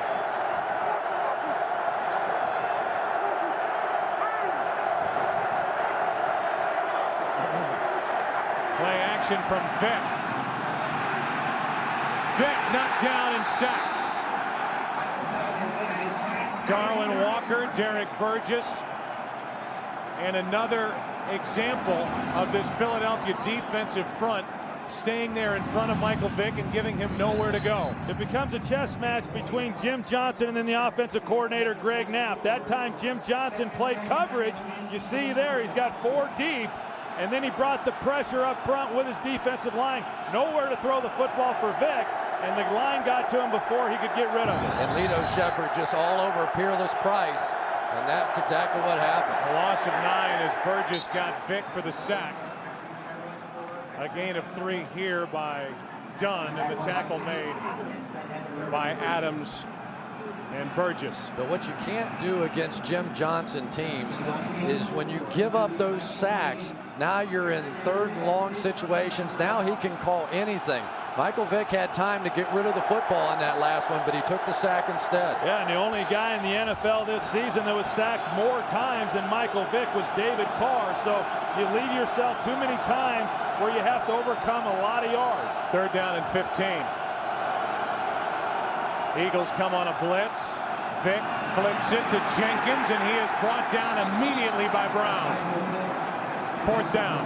And when you talk about trying to move the football into the wind and try to maintain field position, the Philadelphia Eagles did an excellent job there of stopping Atlanta, and now they've got to punt into this wind. Philadelphia should have great field position after this play. And I really do think the magic number is 7. If Atlanta can go into the fourth quarter with the win, down just 7, they'll have an excellent shot at this. Third punt from Chris Moore.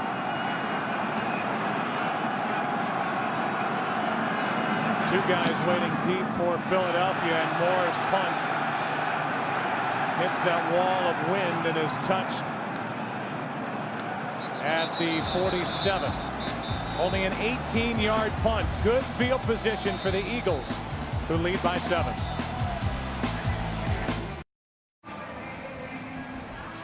The elder Jim Mora up above watching his son coach the NFC Championship game. That Jim Mora, before he came to the New Orleans Saints in the NFL, won 2 titles in the USFL with the Philadelphia Stars. As Westbrook takes it, runs left, and he got nothing. Hit first by Brady Smith. We look back in this game as a means of a recap. Great effort by Levens and a 4-yard touchdown run. Michael Vick was stopped by Hollis Thomas. Donovan McNabb on a 3rd down and 11 completed an important pass to Freddie Mitchell. Chad Lewis on the touchdown reception at the end of that drive. Warwick Dunn then scooted in to make it 14-10 at the half. It's 17-10 after a 31-yard field goal by Akers. 2nd down and 11 for Philadelphia. McNabb buys some time over the middle. Pass is complete. A gain of 14 to Westbrook, and there's no doubt, guys, that at halftime the decision was made to put the ball in the hands of Brian Westbrook. And this is unbelievable what they do with Westbrook here. Take a look at him. He's in the backfield. He's going to swing wide, but then once he gets Matt Stewart running, then he comes back underneath. Initially, it looked like a 2-man route down the field, but it only happened because Donovan McNabb had so much time in the pocket. And that's the point. They didn't get there in time and allowed that late breaking route to get out there. On 1st down, McNabb fires it low and out of the reach of Levens. February 6th, here's stories of past glory that have never been heard before, and the untold stories of the Super Bowl. Terry Bradshaw, Howie Long, Jimmy Johnson, Troy Aikman, Chris Collinsworth reveal their untold stories, as well as count down the top 10 Super Bowl moments as voted on by you, the fans. To vote for your favorite moment, go to foxsports.com on MSN, keyword top 10. So you guys will be getting together and talking about those untold stories as the Eagles try to make it to Jacksonville in Super Bowl 39. Westbrook is split out wide to the right at the bottom of the screen. They drop it off to Levens, who stumbles and is tapped down by D'Angelo Hall. Loss of 2. You know, I really think this is an important drive for both teams. I mean, when you look at where the Eagles got the ball with great field position, wind at their back, and with them being up 7 points, I don't want to say that they could deliver a knockout punch, but almost the equivalent of that if they're able to move the ball down and come away with a touchdown, extend this lead to 14 points, because then you change the whole makeup of this Falcons offense. They then would have to become a passing team, something clearly they would be uncomfortable having to do. Westbrook right out here in the slot. 3rd down and 12. McNabb brought down at the 40. That'll bring up 4th down. And there is a penalty flag on the play. As it stands now, it's 4th down and about 9. It's against Philadelphia, so it will be 4th down for the Eagles. And I tell you, that's really a great job by this Atlanta Falcons. Illegal defense. shift, offense, 2-man moving, not resetting. That penalty is declined. Result of the play, 4th down. So Johnson will come on, and there's that hold by the Atlanta defense. Great effort by Brady Smith and company. Great job by them, not allowing the Eagles with great field position on that drive to get any points and still keep this ball game a 1-possession game. Johnson punts it. Penalty flag on the play.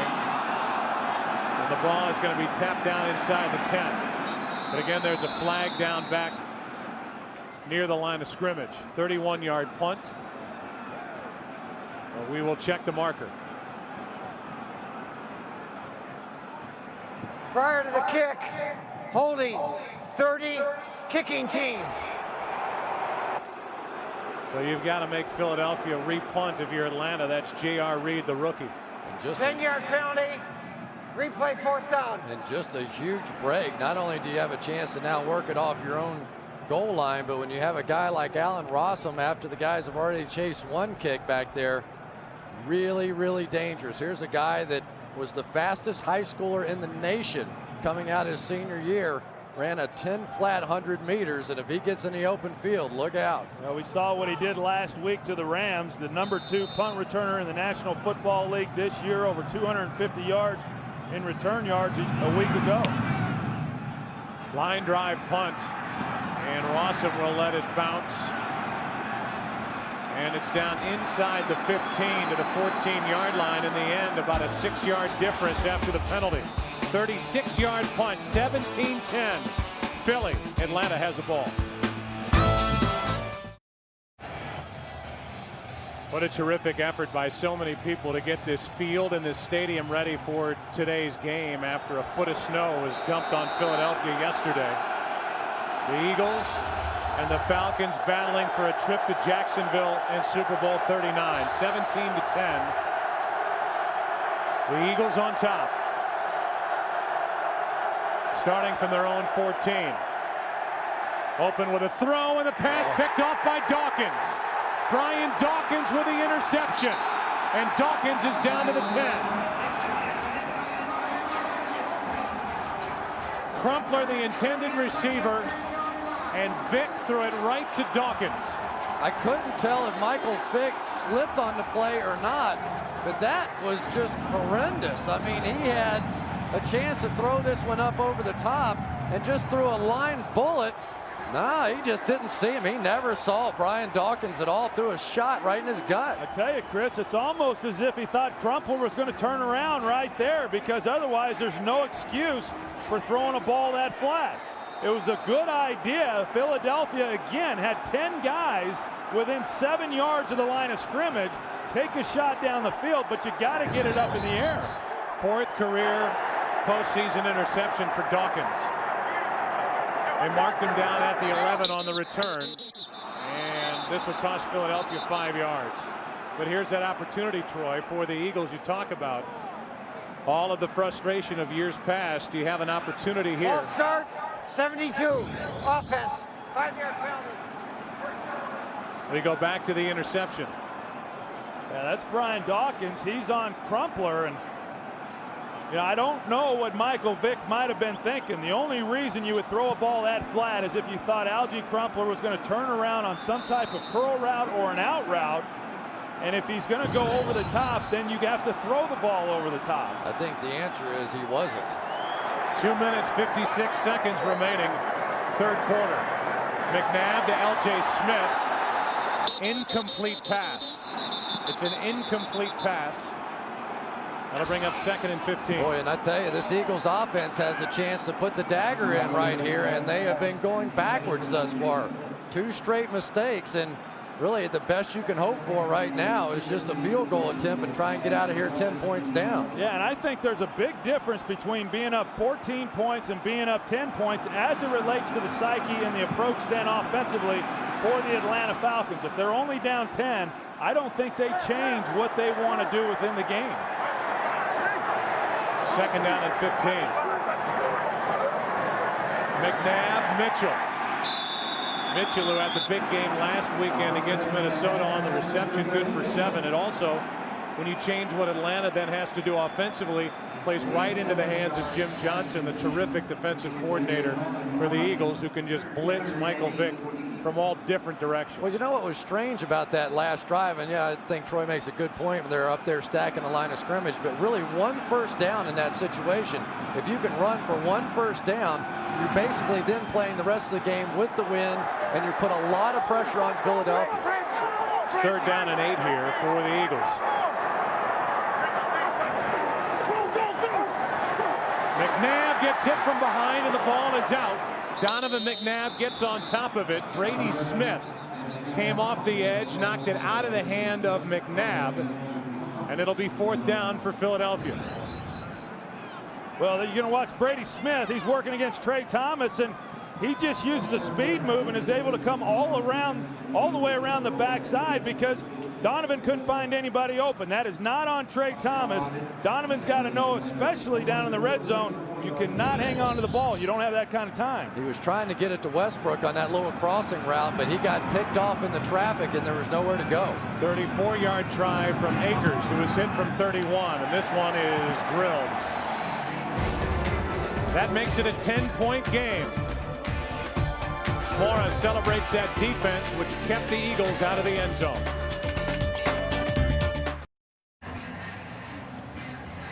Ten-point game, 2 minutes left, third quarter. You're watching Fox Sports Broadcasting in the world's finest high-definition standard. Glad you're with us. NFC Championship game. Dawkins set up the last 3 points on the interception of Michael Vick.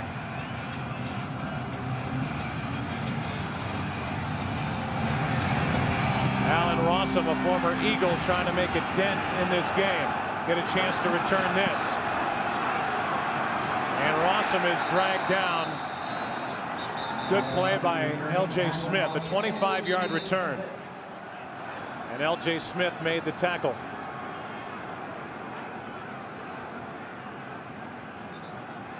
Well, I tell you what, David Akers came running over to the sidelines down on the ground. He took some kind of shot. Here he is running down on the kickoff. He might have got his nose. Akers, a guy who likes to stick his head in there on tackles. Caught one up in the face. Minute 55 left, third quarter. Vick keeps it. McCrary, as fullback, is there. And Fred McCrary on the reception picks up 7. Adams on the tackle.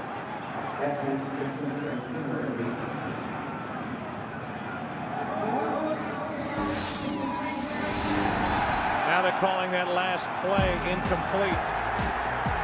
As we look at Michael Vick and the kind of pressure he's been under all day long. So that last play is an incompletion to McCrary, and we'll go back and give it another look. And the ball popped out before McCrary could make another football-related move after the grab. So an incomplete pass, and T.J. Duckett on 2nd and 10 picks up 4.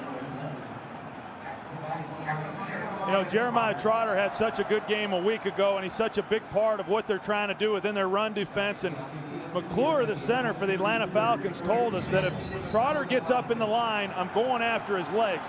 Take a look at Trotter here, middle linebacker, number 54. And as he works in, you're going to see McClure try to go low on him. But Trotter does a good job of fending him off and then making the play. Trotter with 8 tackles today. It's 3rd down and 6 for the Falcons.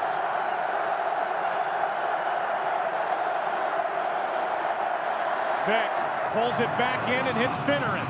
Brian Finneran is into Philadelphia territory and out of bounds inside the 40 at the 39. It really just looked like a busted coverage that time. They had Javon Curse in the joker position right over the middle of the ball, and for some reason he was drawn to the completely opposite side of the field, as was the entire defense. They thought it was a screen pass left, and instead they go to Finneran all the way back across the field the other way for a huge play. This could be one of the final plays the Falcons have to run into the wind. On 1st down, they hand it to Duckett. Duckett hit by Walker and Adams.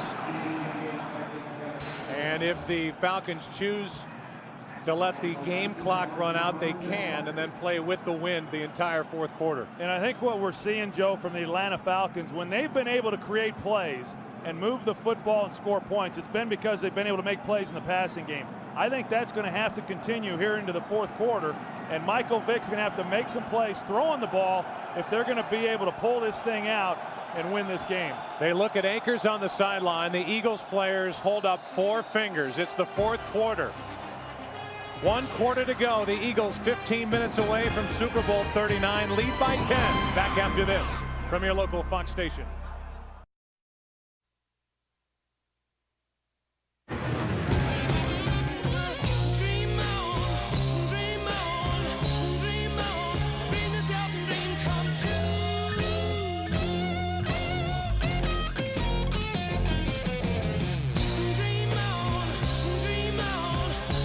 These two organizations dreaming for a chance to play for the Lombardi Trophy February 6th in Jacksonville. 1 quarter to go. The Eagles in their 4th consecutive championship game have trailed after 3 quarters. The 3 games prior to this one, they lead it by 10. Vick pulled it back and fires it into the ground, trying to set up a screen for Dunn, and Vick ends up on the seat of his pants. There was pressure by Michael Lewis, and it's 3rd down for Atlanta.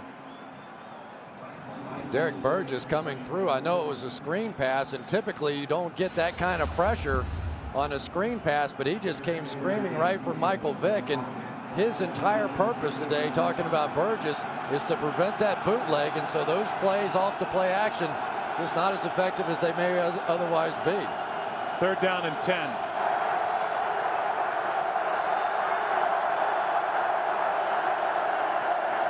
Vick hands it. Dunn gets out of 1 tackle. Can't get much. Warrick Dunn is brought down at the 38. Picked up only 1. It's 4th down. And the Falcons will bring their punt team onto the field. Chris, as you mentioned a little bit earlier, Jim Mora told us that they were going to run the ball in certain situations on 3rd down. But 3rd and 10, and where you're at on the field, I'm not so sure there that I'm not trying to throw the football. You know, that time Todd McClure, the center, thought he could just give a shove to Darwin Walker and then release down the field. But when he did that, he allowed Walker to get back in there. That would have been a huge play. Darwin Walker, the guy who got his hands on Dunn as a fan, gets onto the field and then is taken down immediately. So his fame is short-lived. And with 14-16 left in this 4th quarter, a punt is coming from Atlanta. And maybe the best hit of the day was by the security guard. You know, one of the things that the Falcons, by running the ball, were attempting to do was that if they could get a little more yardage out of that play and get in field goal range, but boy, it's asking a lot on that play in order to pick up about 8 yards. They really had an opportunity to bust one out of there. Darwin Walker just saved the day. There was a gaping hole on that last one. So Moore finally gets to punt with the wind, and in this case he's trying to down it inside the 20. Instead he booms it into the end zone, and that's a terrible punt for Atlanta. You're playing a field position game and Moore unleashes one into the end zone. That means the Eagles start at their own 20, leading by 10. NFC Championship is brought to you by the next Ford F-150 built Ford Tough. By Subway, can you feel the heat rising? Get ready to experience a fresh toasted sub. Subway, eat fresh. By MasterCard, there are some things money can't buy. For everything else, there's MasterCard. And by Dr. Pepper and your local Dr. Pepper bottler. Dr. Pepper, one taste and you get it. Each team trying to make it to its 2nd Super Bowl. It's a 20-10 Philadelphia lead, just starting the 4th quarter, 13:59 left. And Donovan McNabb in his first 3 championship games compared to today. 1 touchdown, no interceptions, a quarterback rating of 107. He was at 104 during the regular year. Have to come away impressed with this Atlanta defense, and they're asked to make another stop as Dorsey Levens gets it, picks up 4. Fox tomorrow, the nonstop season of 24 continues on its regular night and time. It's a new heart-stopping episode of 24 tomorrow, 9 Eastern, 8 Central, right here on Fox. Off to a great start. Gets better and better week after week. 2nd down and 6 here for the Eagles. You know, one of the things defensive coordinator Ed Donatel prides himself on is being able to create turnovers. In fact, 14 interceptions in 14 of 17 games this season. They've yet to get one in this game. 2nd down and 6. McNabb throws left and over the head of Westbrook as that pass took off. Well, they did a late move with Brian Westbrook outside and caught him in man coverage. Westbrook makes a tremendous move on the slant, and Donovan McNabb just lets it get away from him. He is just going to be wide open out here working against Morton, who's been the guy they've been after all day. Look at this move, wide open, and Donovan just sailed it. That brings up 3rd and 6.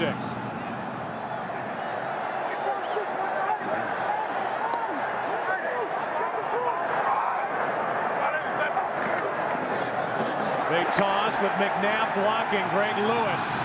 Lewis has a first down for the Eagles. And it was McNabb as his lead blocker. Whatever it takes, it's a gain of 10. Really nice design here on the play. They're going to run the tailback as though they're sweeping to him, and then the ball comes out to Greg Lewis. Underneath all of that, the flow of the defenders was to Brian Westbrook. Nobody out in front. You got Donovan McNabb just securing the edge, and then good blocking on the outside by Pinkston. Remember what they were telling us, because they won so big last week against Minnesota. They had a few tricks left in their old play bag there, and they pulled one out there. Great call by Andy Reid. Handoff is to Westbrook, who's been much more active in this second half. Brian gets 4. This Philadelphia franchise won the NFL championship game in 48, 49, and 60. In 1980, they got to the Super Bowl, but lost Super Bowl 15 to Oakland. Head coach was Dick Vermeil back then. Now they're in their 4th consecutive NFC championship game. A brilliantly run organization, but this round has been the end of their season for the last 3 years. A loss at St. Louis, back-to-back losses at home to Tampa Bay and Carolina. They lead by 10 here with 11:53 left. McNabb with all day fires, and it's incomplete. Levens was covered by Brooking. 3rd and 6. Yeah, and this time Donovan McNabb, they try a double move on the outside with Brian Westbrook, and the defense doesn't bite. Donovan just is trying to get rid of the football and make a completion. Here's the look on the outside. D'Angelo Hall stays over the top. And I got to go back to what Terry Bradshaw said at halftime, and he said that in his mind, Andy Reid had gotten conservative in other championship games. Well, he certainly hasn't gotten conservative here. He's still trying to take his shots down the field. 3rd down and 6. McNabb throws, and it's incomplete. L.J. Smith, the intended receiver, and another very good job by this Atlanta defense. Now, this defense done a good job of keeping this team in the game, and it looked to me, Chris, like Donovan may have had a shot there, a ball again that just got away from him. Yeah, I think at the last second he saw the cornerback on the outside and knew that if he let his inside receiver out there, he might get a pick. Just basically threw it in the dirt. That drive only took 2 minutes and 19 seconds off the clock. Good punt by Johnson. Punting into the wind, he gets off his second good one of the day. And Rossum is out of bounds at the 30. That's where the Falcons will set up as they trail by 10.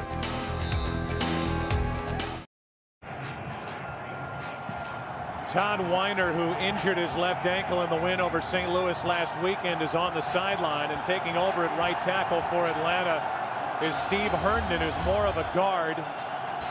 And against this very good pass rush of the Philadelphia Eagles, Steve Herndon will get some help. Looks like his leg's all right. Yeah, it sure does. 11:29 left, 4th quarter, 10-point Philadelphia lead.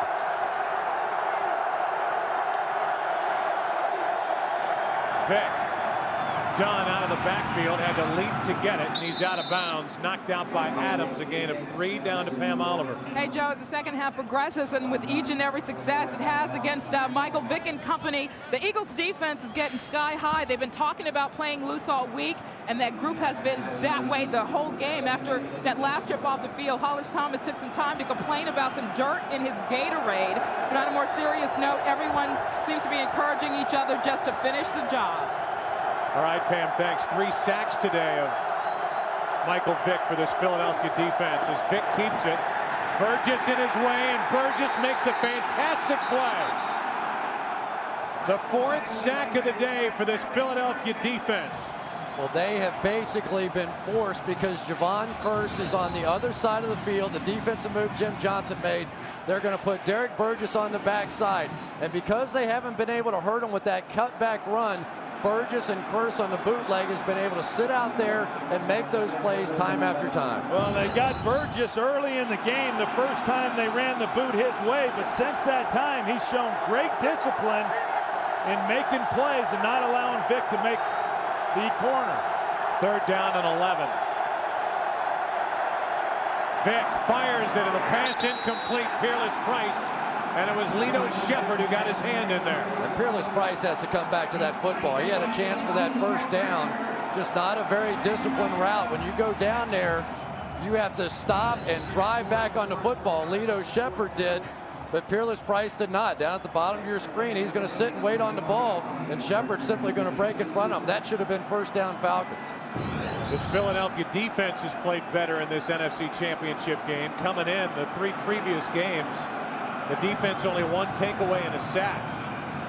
They have a takeaway today on the Dawkins interception and 4 sacks of Michael Vick. On the return, it's Mahe. And Reno Mahe is dragged down at the 35-yard line, where the Eagles have the ball and the lead. They have frustrated Michael Vick all afternoon.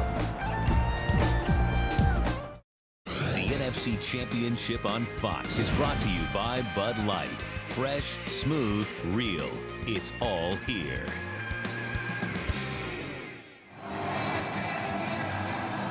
The crowd wants to take over now. And the Eagles in their offensive huddle telling everybody to quiet down. It's going to be hard for these Philadelphia sports fans to quiet down. They've been waiting a long time, Joe. I'll say. A lot of pent-up frustration in this building. But still plenty of time left for the Atlanta Falcons, but they need another defensive stop. They hand to Westbrook on the reverse, or an end around, and he was met first by Smith, a gain of only 2. The last major pro sports championship for this city of Philadelphia, the Philadelphia 76ers finishing off a 4-game sweep with the Lakers on May 31st, 1983. Since then, the Flyers have been in the Stanley Cup Finals 3 times, haven't won. The Phillies have been in 2 World Series, including 83, haven't won, and the Eagles have not been to the Super Bowl. They're trying to stamp their ticket with a win here tonight against Atlanta. McNabb under pressure. Smith chasing him. McNabb's going to run. And Donovan McNabb scoots out of bounds at the 43, picked up 6. 3rd down coming up. And you just sense, watching the way that this defense for the Eagles has played, particularly on that last possession, and the way that this crowd's beginning to get into it, that this becomes a very, very critical 3rd down. The Eagles have to be able to stop them here. And I don't think it had to be. I thought McNabb had a chance to pick up this 1st down. At this point in the ball game and all the things that McNabb has been through, you got to put your head down and go pick up that 1st down.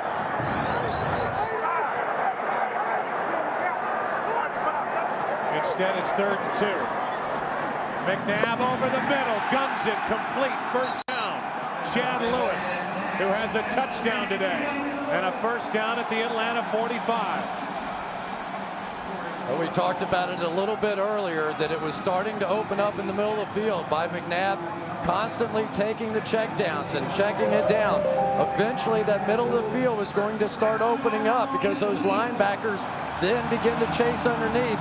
Or did he pick an opportune time for that one? And I think that's where McNabb has been very good today. He's numbers throwing for 150 yards, but he's made good decisions and has not forced throws. Atlanta Falcons defense needs a takeaway. Westbrook bouncing it outside. Cuts it up and picks up 1. Ryan Scott on the tackle.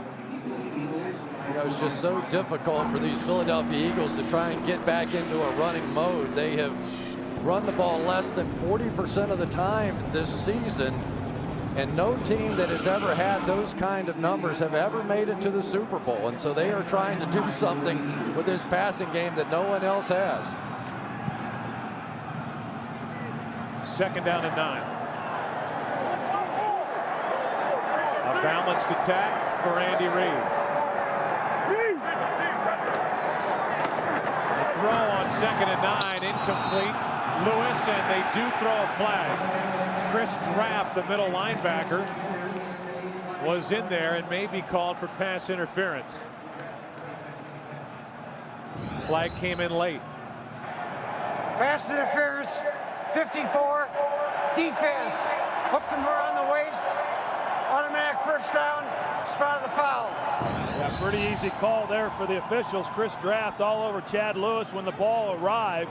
And what you're starting to see now from the Falcons is they're not known as a blitzing team, but we're starting to see more of it, and rightfully so.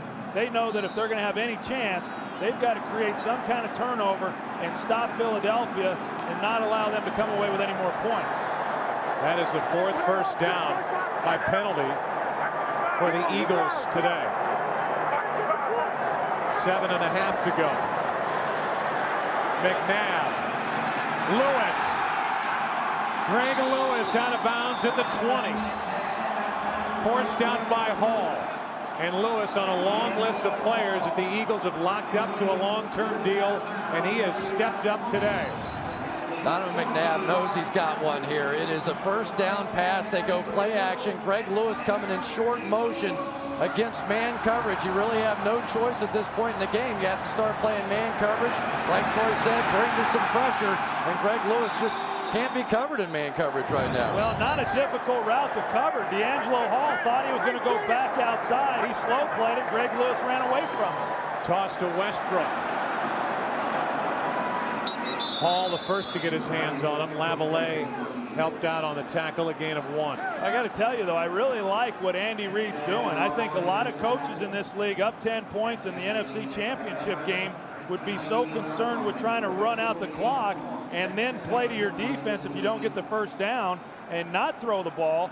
I've been impressed with the way that he has remained aggressive. He's continued to play his style of football, and that's what's got him to this point. Well, we've seen conservative play so far in the playoffs cost a couple of teams games, talking about the Jets and the Chargers. 2nd down and 9. Hand off to Westbrook. He's been busy. Brian Westbrook. Upended by Aaron Beasley after a gain of 5. That shows you a little bit right there about the smarts of Brian Westbrook in a situation like this in the 4th quarter, running out towards the edge, and instead of taking it out of bounds, as a lot of running backs would do, tried cutting it back up, kept the clock running. Brian Westbrook, with the loss of Terrell Owens, basically had to fill those shoes and then some. And this young man has just played sensational football in the playoffs.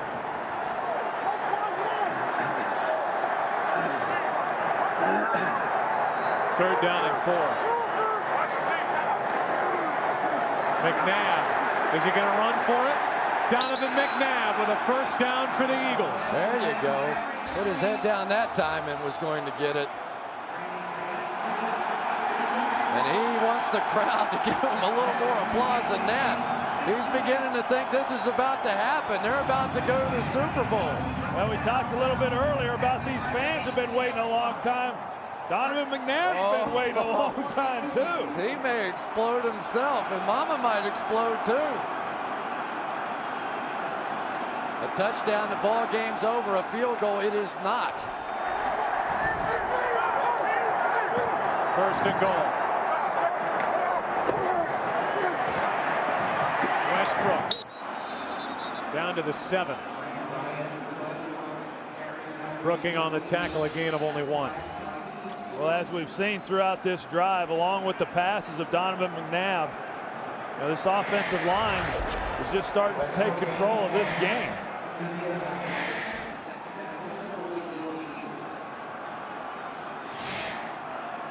You can just feel this crowd just about to break loose. 2nd down and goal.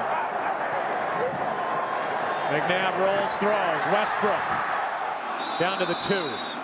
3rd and goal.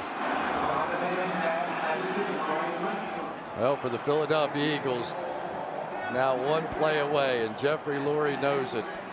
If they can convert this into a touchdown, you're going to see pandemonium in a stadium like maybe you've never seen it before. They flipped the Brian Westbrook switch at halftime. Only 6 touches in the first half.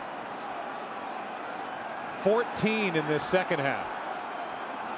10 carries, 4 catches, and a total of 79 yards. 3rd and goal. Play action. Lewis. Touchdown, and they will celebrate.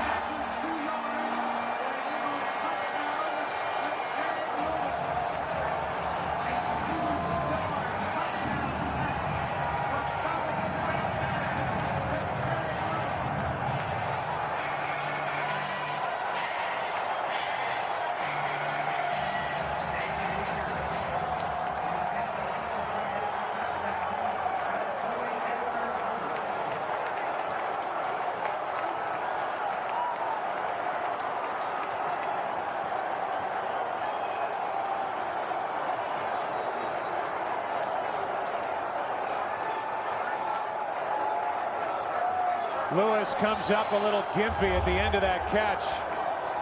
He limps off. The Eagles have to call a timeout. They couldn't care less about that. Eagles open it up here in the 4th quarter.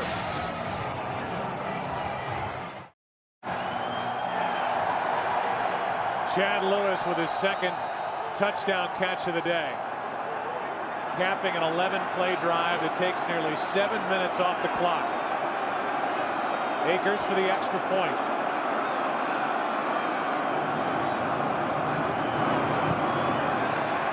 It's a 17-point lead. And as we come back to the booth, you throw it out there, you look back on this season, the Philadelphia Eagles were the best team in the NFC. They were the #1 seed. They rested their players down the stretch. Reed took on the criticism for that, and they have really played well this postseason. It looks like they're finally over the hump.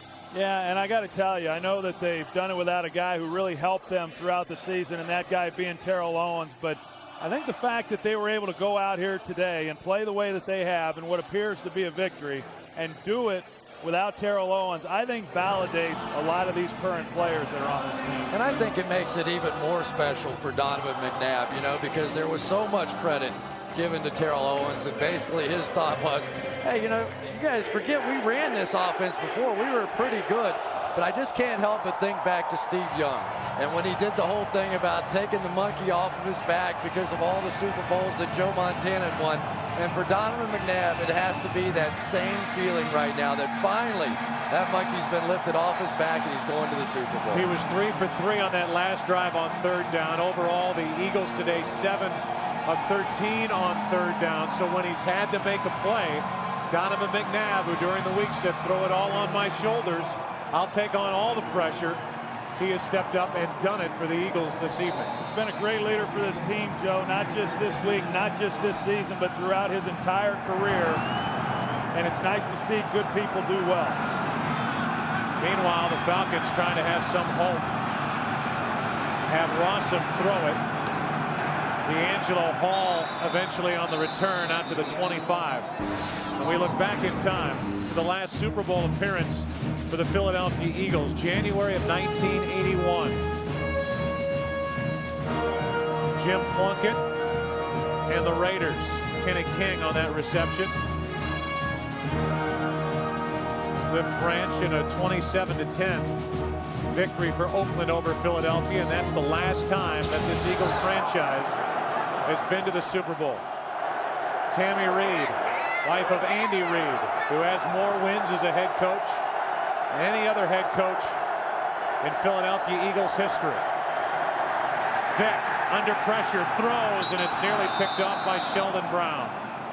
Pressure by Burgess, who's had a very good night. Yeah, they really have. And I think the story of this game has been Philadelphia's ability to stop the run. And Troy, maybe especially on 1st down, because they put the ball in Mike Vick's hands and force them to do something they're not really comfortable doing, and that's dropping back and throwing the ball. And when you do that against Jim Johnson, you're in trouble. Yeah, and what did Jim Johnson tell us yesterday? He said, hey, the teams that have had success are teams that run well and tackle well against this Atlanta offense, and that's exactly what they've done here today. After rushing for 327 yards a week ago at home against St. Louis, as Jenkins can't haul it in, and he gets a hit from Brown. There's Ron Jaworski, longtime quarterback here in Philadelphia, all smiles. Atlanta today has rushed for only a total of 99 yards, 3.8 a carry. Yeah, and I think that as we give kudos to the players and what they've accomplished and what they've been able to do this season, you know, we also need to give credit to this coaching staff and Andy Reid and Jim Johnson and Brad Childers, because they've done a terrific job in this game getting their team prepared to play. 3rd down and 10. Vick fires, completes it. Des White, he is out of bounds after a gain of 8. That'll bring up 4th down, and Freddie Mitchell, who showed up at the stadium and somehow has had his hair stay in that configuration under his helmet all afternoon and evening, has got it tight on the sides and a mohawk, letting it fly up top. You know, it's just not like Freddie to draw attention to himself like that. Not at all. Come on, UCLA, what do you got to say for yourself? I'm a little disappointed in Fred right now. He's having fun. He had fun last week at the expense of the Minnesota Vikings. 4th down and 2. Vick trying to throw for the 1st down, completes it to Price. And Peerless Price has a 1st down at the Philadelphia 45. That was good for 22 yards.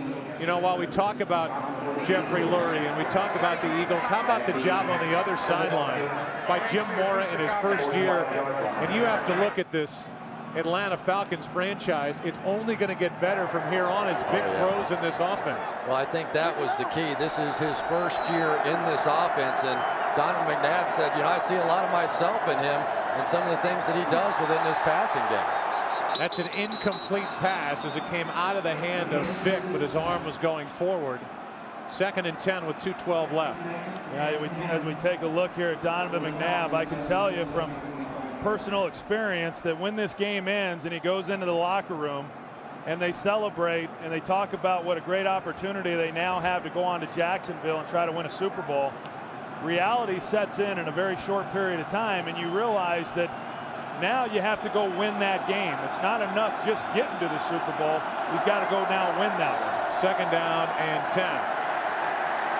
Vick throws down the middle of the field, and it's incomplete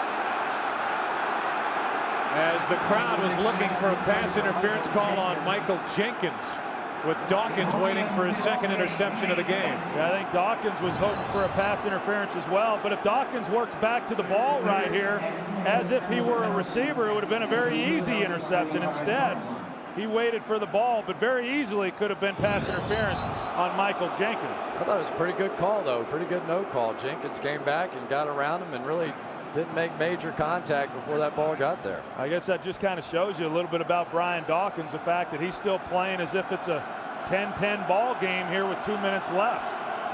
3rd down and 10.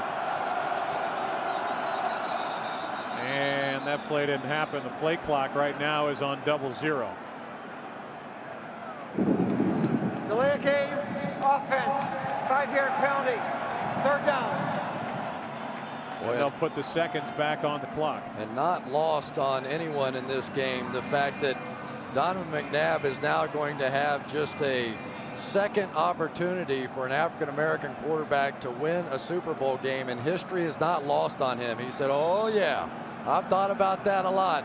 I was about 10, 11 years old when Doug Williams won that Super Bowl, and when I was watching it, he said, I now know I have a chance to play quarterback in the National Football League.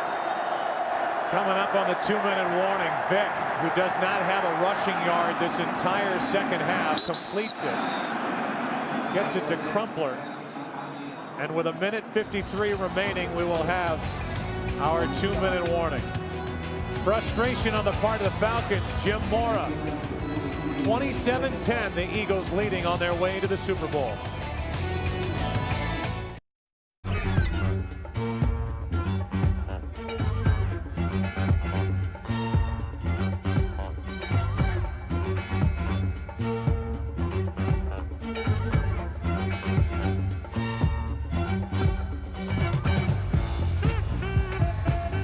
The sounds of Philadelphia, the streets of Philadelphia will be kicking tonight It's a 27-10 Eagles lead with 1:53 remaining.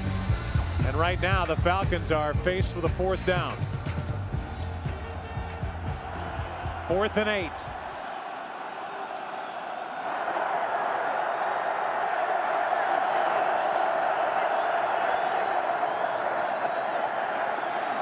Vick throws incomplete, and the Eagles will take over.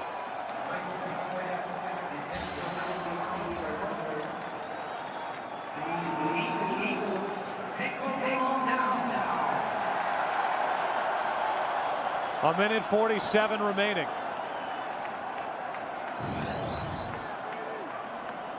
And the reaction from the Philadelphia Eagles bench. You know what? Those guys have earned that. Took a lot of criticism, from myself included, in the championship game a season ago. Coming out here without Terrell Owens, all the question marks. Could they get it done? And we've seen big plays throughout from this wide receiver core. Greg Lewis maybe the biggest surprise. Freddie Mitchell getting it done. Todd Pinkston making plays. But nobody has made more plays during the playoffs than that guy right there. And look out now. And there will not be a better 1:47 left in a game in Donovan McNabb's career. To be able to take this snap and just take a knee, knowing that you're going to a Super Bowl, it's the greatest feeling in the world. Look out, Andy. May not be the best 1:47 for Andy Reid when he gets with his bucket of Gatorade. Butch will take care of him. That's why they bring Butch. There you go. Butch on Andy's right. Tonight on Fox, King of the Hill, followed by Malcolm in the Middle, The Simpsons, Arrested Development, and a bonus block of Family Guy and another Simpsons. It all starts with a new King of the Hill at 7 Eastern, 6 Central tonight on Fox. There's a reason Andy Reid is one of the highest paid coaches in the NFL, why Jim Johnson is one of the highest paid coordinators. They have prepared this team with Brad Childress, and Reid gets his bath. We've been waiting a long time for that bath. What a good man he is, you know. Just truly one of the great people in this game. Both he and Jim Johnson, and kind of exciting to see him finally get his trip to the Super Bowl. Only one more snap will be necessary.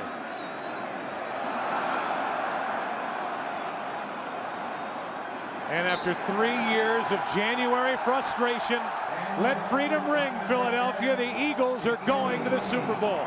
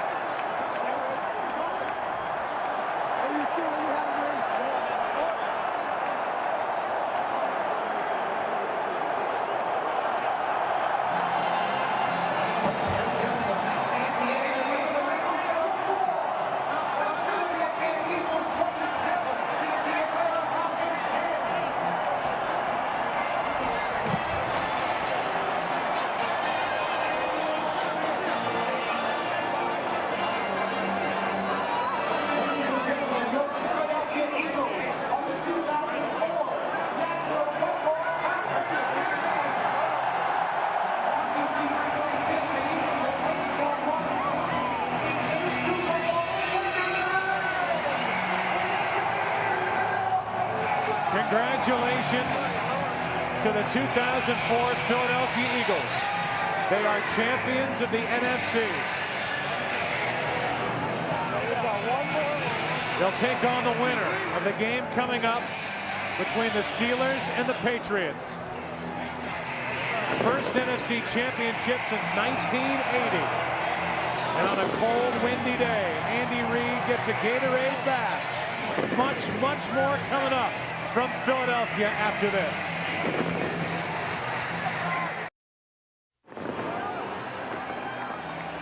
With a celebration about to follow on a stage that's been tucked away for far too long for Philadelphia Eagles fans. A stage that was probably brought over from the vet. We'll tell you that UPS delivers a chance to win the ultimate home football experience. Just log on to foxsports.com on MSN. The day for Donovan McNabb. 2 touchdowns. They did not turn the ball over. Brian Westbrook, 135 total yards. And Chad Lewis, former Pro Bowl tight end, with 2 touchdown catches from the right hand of Donovan McNabb. They will celebrate at midfield here in Philadelphia. They will present the trophy. A matchup of Michael Vick, Donovan McNabb, the Atlanta Falcons, the Philadelphia Eagles. The 4th try, the Eagles make good. They're headed to the Super Bowl. JB and the gang coming up. Philly wins at a final of 27-10. It's on to Jacksonville for the Eagles. JB? It's the Subway postgame show, brought to you by Subway. Can you feel the heat rising? Get ready. Big congratulations. Earl Morrall, great quarterback, 20 years in the league. The Baltimore Colts, Miami Dolphins. Will you do the honors to Mr. Lurie, please? Yes, I will. Jeff Lurie, Andy Reid, and Joe Banner, congratulations on a great win this afternoon. A tremendous season. On behalf of the Hallis family and the rest of the National Football Conference, it is my honor to present the George Hallis Trophy to the NFC champion Philadelphia Eagles.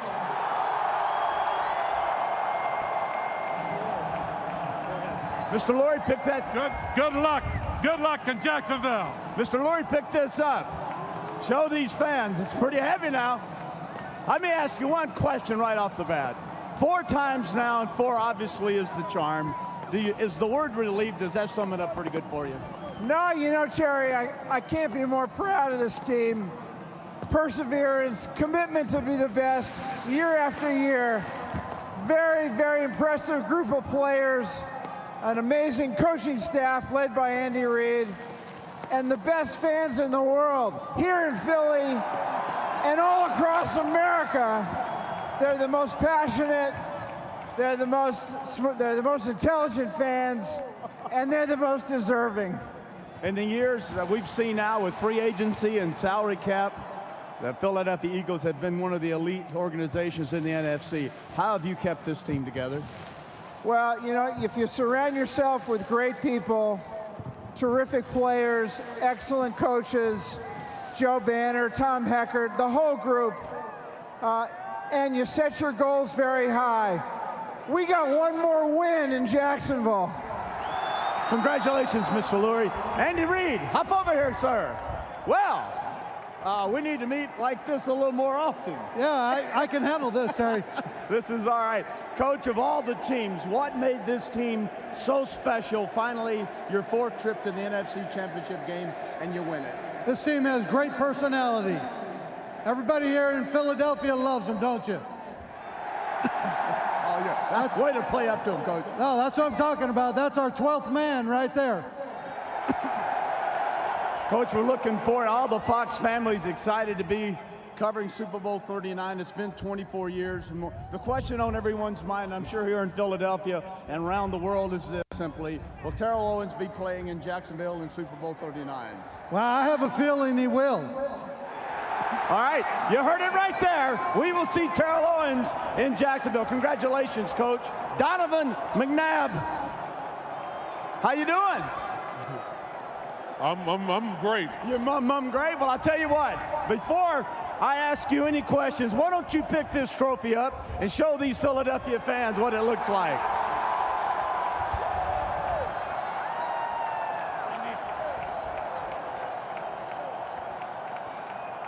All right, finally, do you feel like the world's off your shoulders?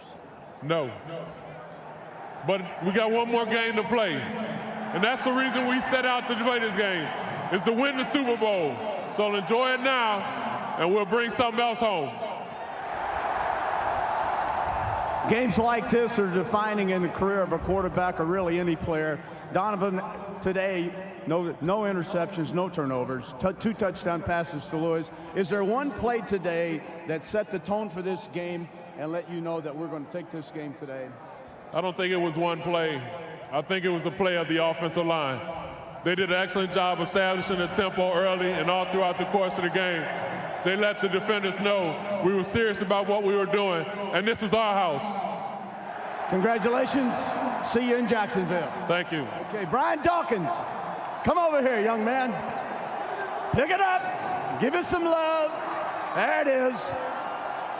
This defense, all week long you've had to hear, you got to stop the most exciting player in the NFL, Michael Vick. How in the world did this defense do it? First of all, hallelujah!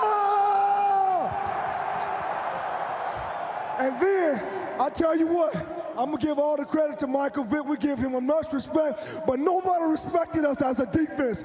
Give me some respect right now. Show him the love, Philadelphia. Now, I saw the interception was huge, but Howie and I and JB and Coach Jimmy Johnson were watching, and the hit on Algie Crumpler after the catch was pretty much a statement. I tell you what, I wanted to set a tone. We wanted to set a tone as a defense. It's not just me, it's them defense, it's my line, it's Burgess, it's Curse, all them boys tried. We came and we brought it every doggone play. I feel like suiting up. Brian Dawkins, come here, come here, come here. I'm not through with you. Here's what I want you to do. Philadelphia, you've waited 24 years. Brian Dawkins, get your teammates, take this trophy, travel around the stadium, have a good time. Congratulations, Eagles. Nice show up here, JB. Back to you, Mr. Lurie.